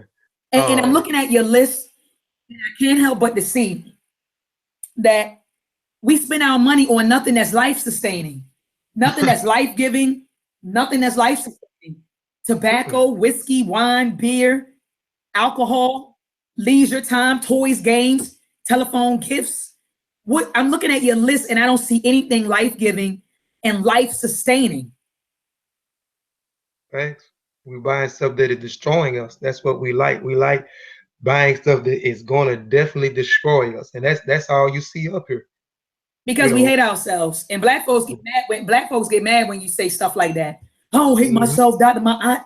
What do you mean? I said, you hate yourself and you hate your kids. Oh, when I said that at a family book club meeting 4 weeks ago, all the parents got upset. What do you mean, Dr. Ma'at? What do you mean? I don't hate my kids. I don't hate my children. I said, well, you hate your blackness. Right. And if you hate your blackness, you'll hate anything that's black, including your children. That's the dangers. That's the danger of self-hatred. And I said this, and I supported this with Dr. Amos Wilson's book, The Developmental Psychology of the Black Child. Read it. Right. If you hate your blackness, you'll hate everything that's black, including your husband, including your wife, including your husband, your wife, your children, because you hate your blackness. Exactly. And now up here at the top, this whiskey, wine, and beer. I said we love whiskey, wine, and beer, but healthcare, $23.6 billion, which we know that this healthcare thing is garbage. It's garbage, and a lot of things that we go through is just temporary. It's not a fix. But with the whiskey, wine, and the beer, $3 billion, man, that's a lot of money on whiskey, wine, and beer, and these other things too, and a lot of these self-destructing things we get off the plantation. Just going back for a minute we talked about the things dealing with Christmas, and we talked about what all these festivals incorporated and what they did, and we mentioned one where they talk about, be drink and be merry, and everything that I explained, it had alcohol into it. And at Christmas time, the slaves would actually have time off where they wouldn't have to work. And the slave owner would actually want them to drink. Said that he referred to his slaves to be overindulge in alcohol, and this will defeat the purpose of a slave revolt or to defeat the purpose of them trying to escape if they keep them indulged in alcohol. Teach. So a lot of the destructive things that we are doing is nothing but plantation behavior. We learn these behaviors off the plantation. And we have been passing these destructive behaviors and destructive patterns down from one generation to the next generation. That's right. People say that's the past. That don't have nothing to do with you. Yes, your past has everything to do with you. Your past Facts. defines your future. So we are passing this trauma. And I like to make this analogy when I say this trauma. Okay, we never did get any help. We went through so much as a people. We was under the Arabs for from at least to 12 to 1400 years. This was before the European. And then we went from the Arab to the European, where the European capitalized off of us and started using us as workhorses and for free labor and to build them a wealthy generation. So we have been enslaved, and we have been through so much trauma, and we have been passing those things down. That's like, and once we was free, officially so-called free, because slavery is still alive, they just have modernized slavery. But Right. 1865, when they freed us, did they open up any types of clinics? Because anybody that's in the military, right? If I worked for the military for 10 years, never served in the military, but I worked for the military for 10 years. Individuals that serve and go and fight wars. I know a bunch of people have come back here with PSTD, if I'm saying it right. And when they come back, they are suffering from so many different things that they went through, these traumas. Right. They might have seen someone getting blown up in front of them, shoot and kill a child. They might have had to kill someone. They might have seen someone that suffer horrendous death, you know what I'm saying, that was in a barracks with them. So they had maybe had to do something uh, uh, that was against their morals and their principles, and they come back here and they are suffering from these traumas. So they diagnose them with this, and then they put them, they send them to these different vets, and these vets, you know what I'm saying, analyze them and do all type of things to correct the traumas that they have went through. But with us, we never did go through, we never did get rehabilitated. We never, there was no types of thing, because after slavery, what happened after slavery? We went through the crop sharing, which was the same thing as slavery. If you know what crop sharing was, after we went through the crop sharing, we went through the Jim Crow era. After the Jim Crow era, we went through the civil rights era. We have been suffering over time immemorial, and we never did get any help. So now we are passing down the plantation behavior. We're passing down the plantation traumas from one generation to the next. Start to find a way out to heal ourselves and retrieve our own cultures and our traditions and become practitioners of the culture and the traditions. We'll get back, because we was talking about African. I did a presentation on African rites of passage, building on rites of passage the other day, and my thing is, the ancestors left a blueprint behind for us and succeed as a family, as a community, as a nation. But we have to implement those different stages and those different rites of passage, or those different initiatory systems in order for us to succeed as a family, to succeed as a community, as a nation. So we have to get back to our own culture, and we have to get back to our own what's name. Can I read this little small insert right here? Please do. Please do.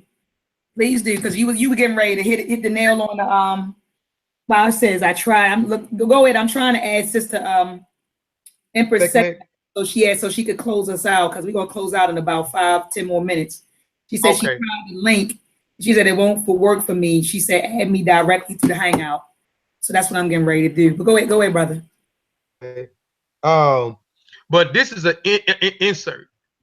insert from the interview with a Jewish leader about blacks. The interviewer go behind economically. The Jewish leader. The only aspects black understand is consumption. Again, we are the biggest consumers in the world. We love making other people rich. Black does not understand importance of building wealth. We don't. Blacks The fundamental rules is to keep your money within your racial group. I'm gonna say this is what the Jewish leader was saying to the interviewer. Blacks, the fundamental rules is to keep your money within your racial group. And a while ago, I gave you some things on the Jewish, the Asian, the European, the Arab, and etc. that understand this concept of spending money with their own race, circulating a dollar bill in their community first, being pro-race first, taking care of home first and everybody else second. Well, we love to take care of people first and then take care of ourselves last at the last minute. But we have to be race first, like Marcus Garvey always said, race first. So we build Jewish businesses, hire Jewish, buy Jewish, and spend Jewish. There is nothing wrong with that, but it is a basic rule blacks cannot comprehend or follow. And I agree with what this Jewish leader is saying. I agree with him. And you see that they build Jewish businesses. They hire Jewish, and they spend with Jewish. But soon as I say I don't want to work for the white man, I don't want the Arab in my darn community anymore. I want to own my own store in my own community. You looked at me like I'm like I can't do it, and I'm cursing. Or I'm saying something negative and because I want to own my own business and I want to pass generational wealth down from one generation to the next. I want to pull up my own family. I mean, my own black family. I want to create a revenue and economic stream for our family. There is nothing wrong with that, but it is a basic rule blacks cannot comprehend and follow.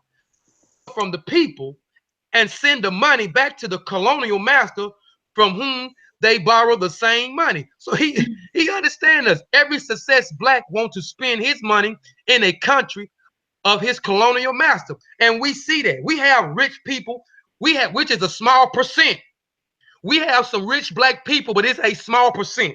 And we believe and we tend to that when we get some money, what do? We move out of our neighborhoods. We move out of the so-called ghettos and we go into communities that don't even want us in their community. And we take that money and spend it in the people community that don't even want us in the community and leave our community hanging. That's why he said every successful black in his money in a country or two of his colonial master. So we're always spending money with other people inside of ourselves and spending money outside in the other different countries. And when you look at the Arab, the Asian, the Pakistani, the Indian, they understand about cooperative economics. And then what do with their money? Back to the nation that they're a country or a continent that they're connected to. So you'll see the Arab get here, build wealth in our community back to wherever he's from, whether it's Kuwait, Afghanistan, Arabia, wherever they understand these concepts, but we don't. They understand about building wealth, passing generational wealth down, and providing for their family, their community, their country. They go on holidays abroad, buy houses abroad, schools abroad, etc., instead of spending this money in their own country to benefit their people.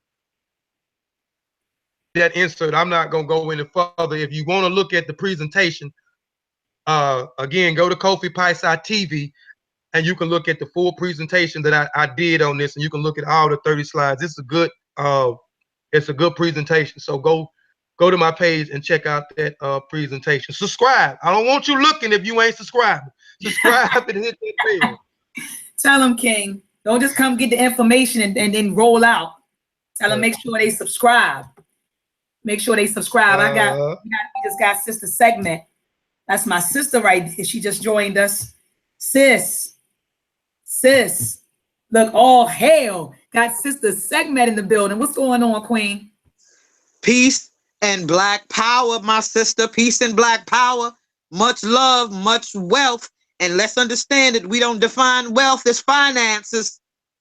We define our wealth in so many different, on so many different levels. I'm not saying that being broke is a way of life either, but I'm sending abundant light, abundant strength, abundant power, and abundant wealth to everyone within the sound of my voice, my sister. It's always good to see your voice. It's always Good to see your face. It's always good to Likewise, hear your sis. voice. You give me so much strength, and I appreciate you so very much. Likewise, my sister.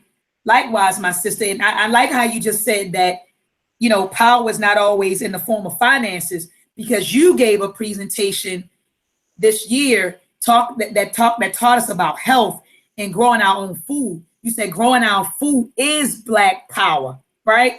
Can you touch on that? Can you touch on that, sis? Well, my fundamental foundation is self-sufficiency. It's Mhm. it's it's hard to talk about Black liberation when we're seeing our enemy for all of our natural resources. How can we discuss Black liberation when our safety net is dependent upon a race of people that only saw us as a workforce? So Mm. if we're going to a race of people that only saw us as a workforce for our safety, for our food, for our education, for our clothing, for our shelter, how liberated can we really be? So when I discussed about growing our own food, it's a component to Black power, because we begin to put the power of self-sufficiency through nutrition, and nutrition is longevity. If we're not talking about longevity, living long, living healthy long lives, then we're not gonna be able to fight for too long, dying. So when I talk about growing our own food, and I teach a class on how to grow your own food within your home, because a lot of our people don't have land. So I teach a class called Concrete Jungle Farming, which teaches you how to grow and harvest your own food in your house without having any dirt, without having any land. Um, and I believe that that's a part of Black power, because once we start to remove the power of our natural resources from every other race and bring it back to our hands, then we can talk about an economic change in our people.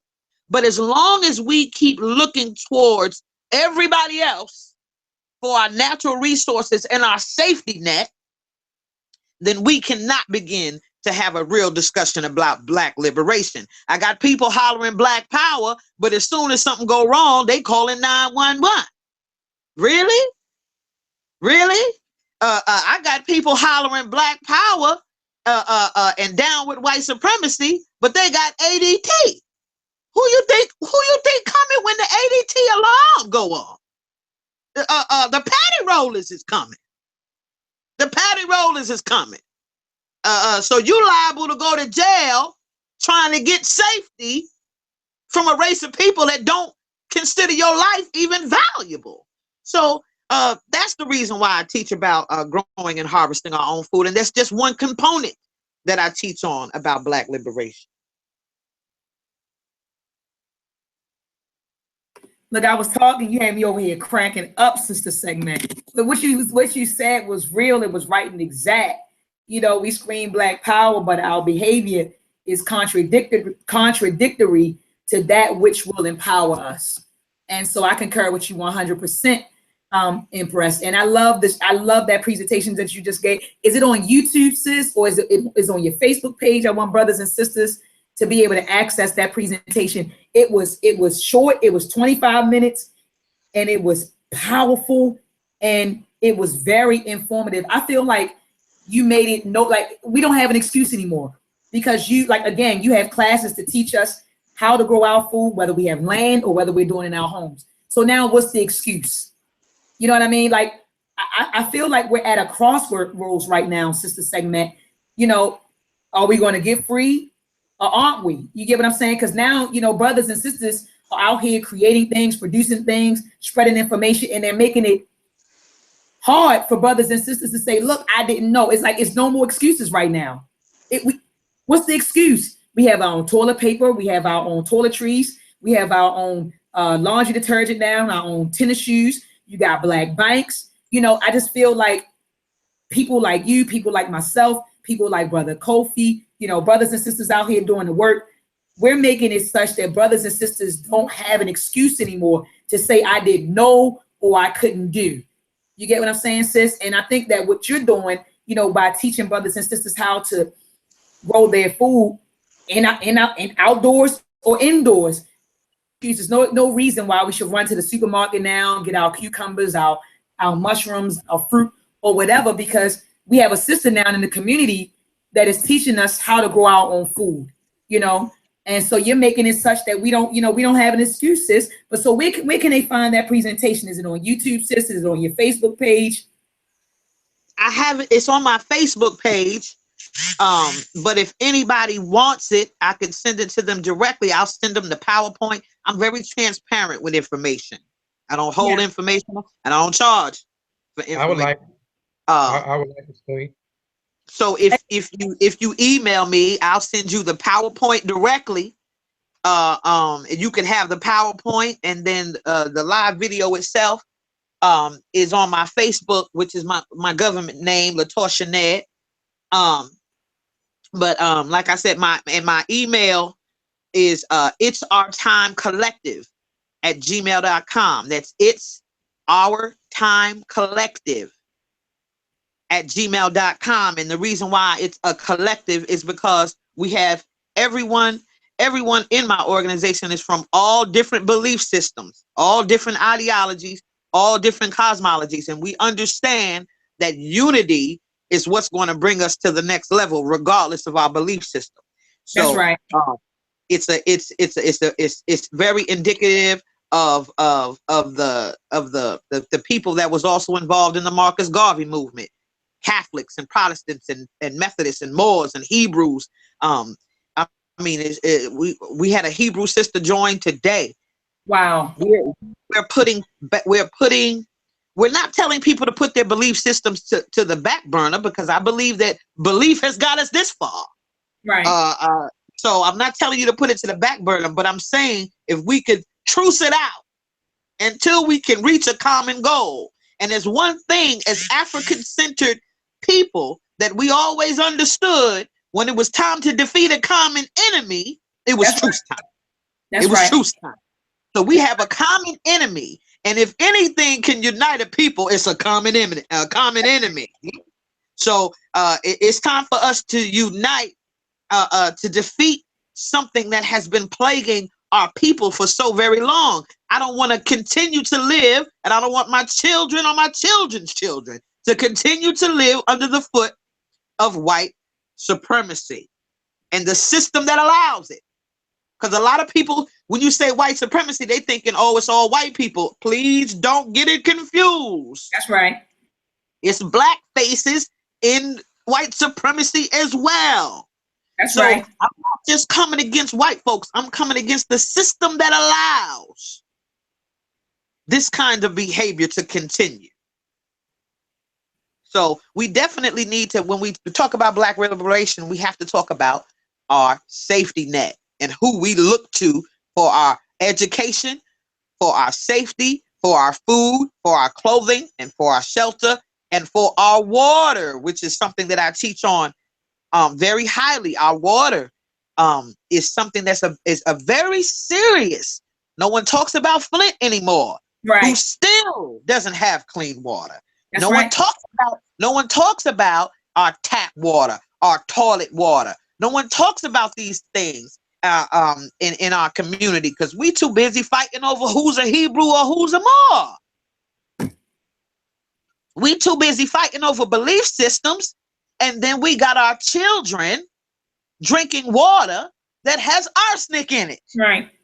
And says arsenic is a cancer causing agent. That's correct, right? Arsenic will kill you. Right. If you put arsenic in someone's food or water at a certain content, it will kill you. Uh-huh. Mm-hmm. So it also causes, it's very carcinogenic. Yes, it will cause cancer. Parabens is another thing that we don't discuss. Parabens. I want everybody to look at every hygiene product they have in their home. Look in the ingredients. If you have parabens in the ingredients, parabens are found in over 90% of cancer cells. Parabens, Parabens. They're found in your deodorant. They're found in your shampoo. Now, these are places where it goes straight through your blood system. your underarm, your armpit, your lymph nodes.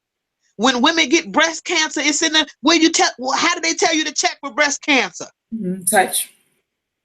From your underarm over into your breast area, because it's going straight through your lymph nodes, through your scalp, through your shampoo, through your lotion. Our skin, which is the most porous things. These are parabens. These are things that we have to look for. These are things that we need to put out to our community as red flags to look for.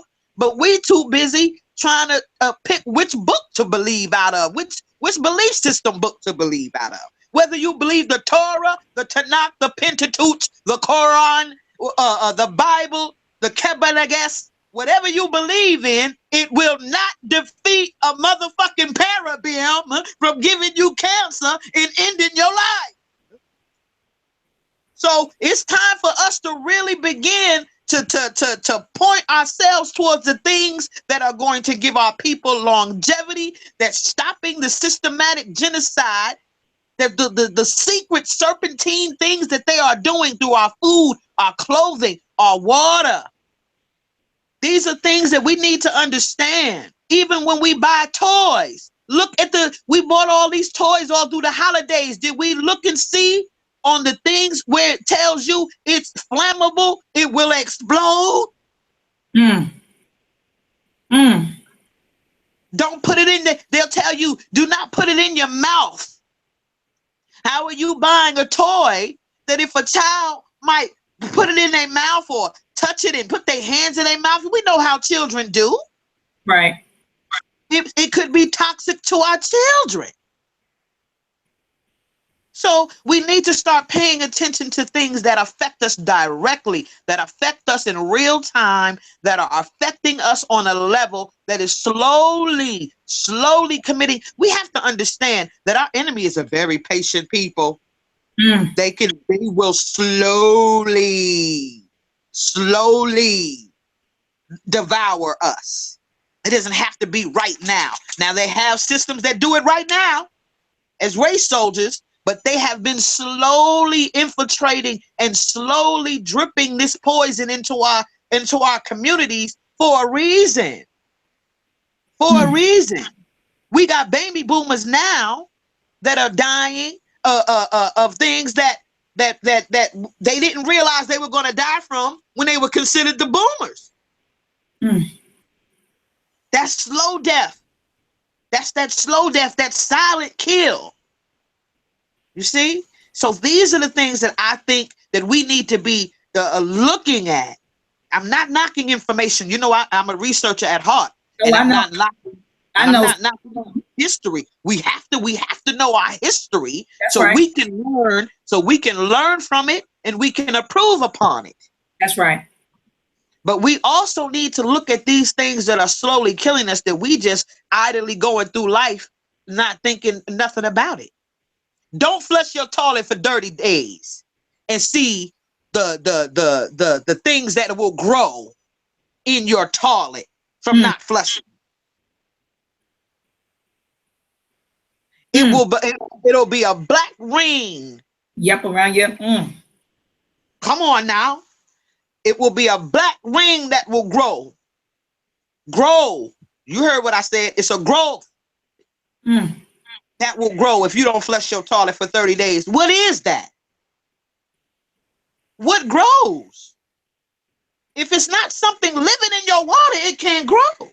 Right. So obviously there's parasites living in the water. But when I tested bottled water, my toilet water tested better than Dasani bottled water. Woo. Now, but everybody they buy that Dasani water, they think they're doing good, right? They think they're doing good. I'm drinking bottled water. I gotta throw mine away. My toilet water tested better. The pH was better than Dasani water. I think we really need to pay attention to the things that we take for granted, and we're just going through our busy day and our busy lives, not paying attention to, that is slowly committing a slow genocide upon our race. I concur with you 200%. Empress segment, 200%. I remember in the presentation, you said that you recommended us drinking essential water or one of the alkaline waters that are, I think, 8.5 and above. Is that correct, sis? That is correct. I've tested over, in that presentation, I believe I had 40 results of 40 different waters, but I've tested over 200 bottles of water. I have people send me bottles of water from all over the country to test, and Essentia has tested the best in over 200 tests. So Essential Water has tested the best, but that does not discredit the fact that it still comes in a plastic bottle. So if you do any kind of change or stress to that plastic bottle, it will turn that water toxic as well. Yeah, okay, it will turn. Go ahead, sis. No, go ahead, sis. Yeah, because I remember in the presentation you were saying that we shouldn't be drinking out of the plastic bottle. Go get the glass. Go get a glass bottle. Yes. To keep your glass bottle. Mm-hmm. Yes, because first off, the plastic is toxins. It's very toxic. It has toxins in it.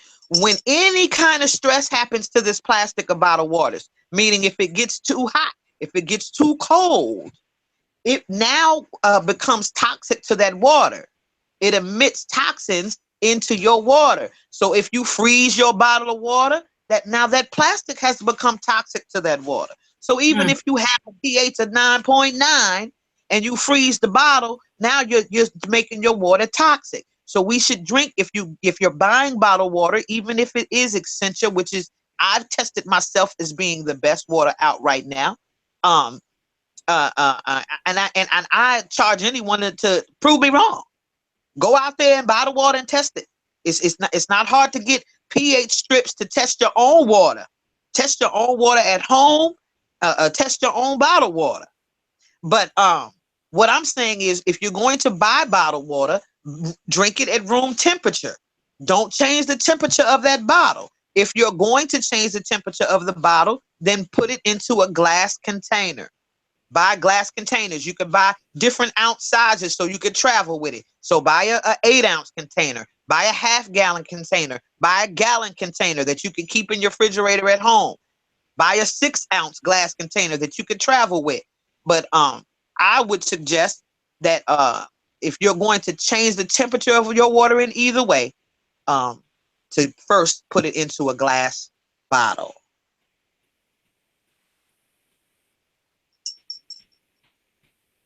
That sister segment, and I know brother Kofi and brothers in the chat room, they like, go in segment make you want to just go out there.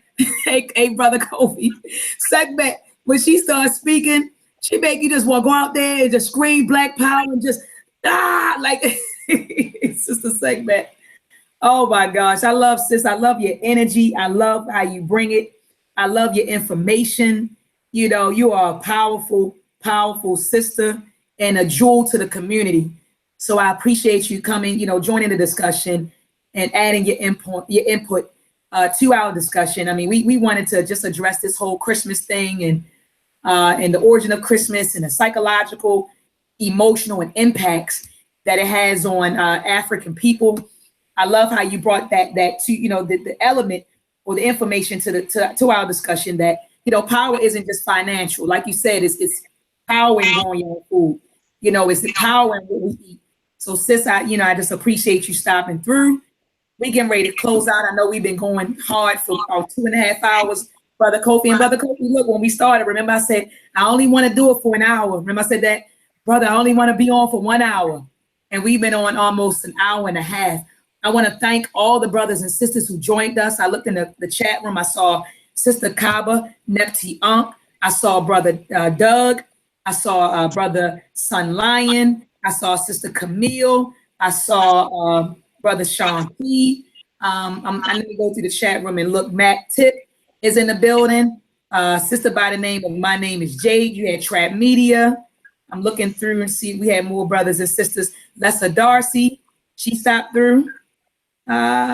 Global African Tribalism of Self-Government. I see you in the building. I'm trying to see if there's anyone else. Who participated in the chat. Brother Geb, my brother in Philadelphia. Peace to you, brother.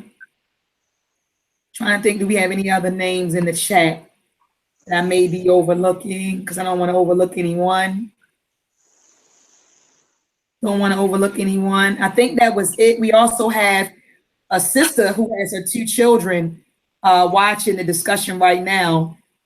Sister, she goes by the name of Nikki Petite or Petita. I don't know if I'm pronouncing your name correctly, sis. But Sister Nikki, I think it's Nikki Petty.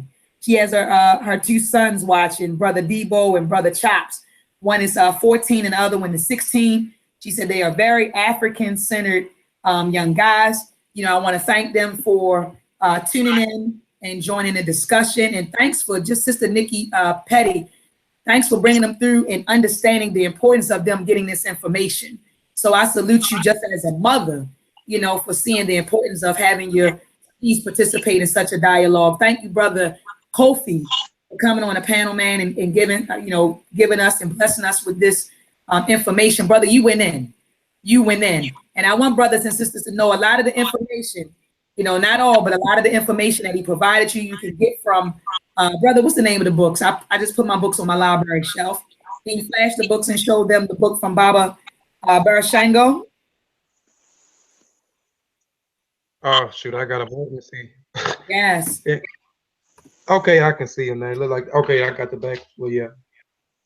African People, European Holidays, A Mental Genocide, books 1 and 2 by our ancestor, Baba Barashango. So check that out. And then also you can go online because he presented a lot of good statistics.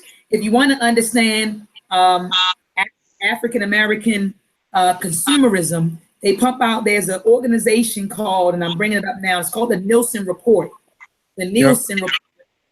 Yeah, and I downloaded the one from 2014. I got to get it for 2015 and 2016. But if you want to study the buying habits of African-American people, you can go online, just Google Nielsen Report, PDF, it'll pop up, and they'll give you a report. Matter of fact, let me share my screen so people can see what I'm talking about.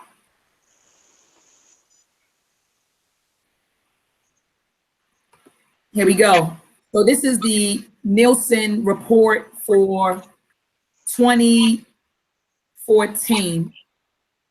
So if you want to study out, look at this. This is the African American Consumer 2014 report produced by Nielsen and Essence.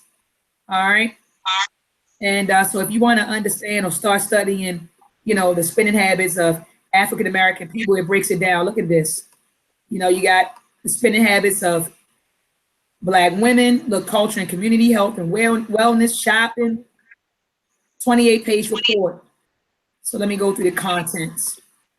Yep, the importance of cultural identity, media consumption, shopping, marketing opportunities, etc. So you can download this report for free online. So I know Brother Kofi probably grabbed some of the statistics from this report. Yeah, it was one of those. That was one of my. I had it on the slide, but that was one of. Definitely. All right, family. So we're getting ready to close out sister segment. Do you have any last words for the viewers? I want to give you both the last words, Brother Kofi and sister and Empress segment. Yes, I do. I want to say this quickly. I want to say that I also have a lot of family that still celebrates Christmas and these other holidays. But I also want to bring to the forefront of these statistics higher suicide rate during this time. Why is there a higher suicide rate during this time? It's supposed to be of peace and love and light. What's going on? Look, we have to look and see that when we incorporate rituals that begun with a pagan foundation that still holds an energy that can be transmuted into your life and into your family's lives. So when we sometimes, you know, we got to give it a pass because everybody in my family does it. And oh, what about the children? We have to understand that we're also ushering in an old, very old energy that that holds things that have been very uncompliant to the African mind and body for a very long time. So when we begin to usher those things into our homes, it takes a place. It takes a negative place within our homes, within our bodies, within our minds. Just pay attention how folks' energy get different. Just pay attention to how things get strange, how people catching feelings easy, how if some kind of argument will stem from somewhere, how somebody will bring up some old stuff, old family stuff start to rear their heads around this time. Why is that happening? Things begin to come out. Things begin to seep out because we are allowing a very old evil into our homes and into our lives and into our energy when we uphold these kind of pagan rituals. So I'm saying just pay attention. Look at the signs. Pay attention to how some of our family members begin to act. Pay attention to how you see some people act on social media. Pay attention to how some things, pay attention to yourself. See how you begin to act away around this time, around these times. The depression, this wave of depression that begins to seep through. Just pay attention. That's all I'm saying, family. Pay attention. Brother Kofi. I'm sorry, sis. Did I cut your wisdom, sis? No, I'm good. That's all I wanted to say. I just wanted our people to pay attention. I'm not knocking none of our people and for the things that we allow, but we need to, if we begin to see the effects, then we begin to change what we allow. When we begin to see the effects on our lives, then we begin to change what we allow. So that's all I want my people to just pay. Don't believe me. Just pay attention. Pay attention to your own emotions. Pay attention to how things are happening around you. Pay attention to the signs. Pay attention to the signs. Brother Kofi, I want you to leave us with some words, King. And I also, before you leave us with those last words, where's your presentation where you show a slide of all of the black vendors so people will know where to go? It's on the cooperative economics video, the one where I was showing some of the statistics on that. The rest of the slides is nothing but black vendors. I got, whether it was it's a website, I got the website, I got the person who owns the business on there. Email, if I had the email, Facebook information, those that had brick and mortar places, I had the address, the telephone numbers, etc. So I touched in many different things. The books, and I touched with a lot of books, but I did clothing, fathers with the Panther wear, fathers Ajuba wear, at Juba wear, other different brands clothing, because I know we like to look fly, but we're gonna look fly. We might as well wear something that it pertains to us, incorporated with us, that is about us. And jewelry, I did things with jewelry, whatever. But it's a lot of books. But I got a lot of clothing, hats, shoes, DVDs with your DVDs and your coloring books, and some other things on there. But it was a reason why I had more books on there, because it's surrounded around Kwanzaa, and one of the great, and one of the Zawadas, which is gifts, is the books. That is the first gift that you give. So that's why I put more books than I did other things. But it's a plethora of other black-owned businesses with clothes and shoes and hats and backpacks and the pictures and artwork, African artwork, and etc. So I mean, I got a lot of, but it's in that it's called Ujamaa, which is the Nagaza Saba, which is the fourth principle, or the fourth black value. So it's called, which is Ujamaa, means cooperative economics. So check that out. Check that one out. Like I said, the first 6 slides and other things, and the rest of it is just black-owned businesses and their information if they want to go patronize those folks and support those black-owned businesses. Absolutely. Any last words, King? Oh yeah, I just want to say it's an honor. and I appreciate you for bringing me on to the to your platform. I just want to tell the people I appreciate y'all for supporting Dr. Oyama and hopefully y'all be supporting me. So please go and subscribe. I got a big Facebook following, but I want to have a big YouTube following as well. So please go support me at Kofi Paisai TV. Be looking for more content. I'll be on tomorrow. I don't know if I'm gonna go live from my YouTube channel or I may go live from Facebook, but I'll be doing a presentation tomorrow. And as I stated in the beginning, I said Fatmu Iwa Fatmu Alafie, and I said ETM Hotep. So I'm gonna say Shemim Hotep, and Shemim Hotep means depart in peace. So as we stated in the beginning, bring forth peace or come with peace. We all depart in peace. So Shemim Hotep Abek E. Oh, wow. And I just want to leave you guys with these two words, Abibi Fahode, African liberation, and Harambe. Let's pull together. So peace and power, family. Join us again. Every holiday, we're going to be banging. We banged on Thanksgiving. We banging on Christmas. We're going to come back here. Are you trying to do New Year's? You trying to do New Year's Day, Brother Kofi? I want to come back for New Year's. I want to go back on Valentine's Day. I want to do it again on Easter.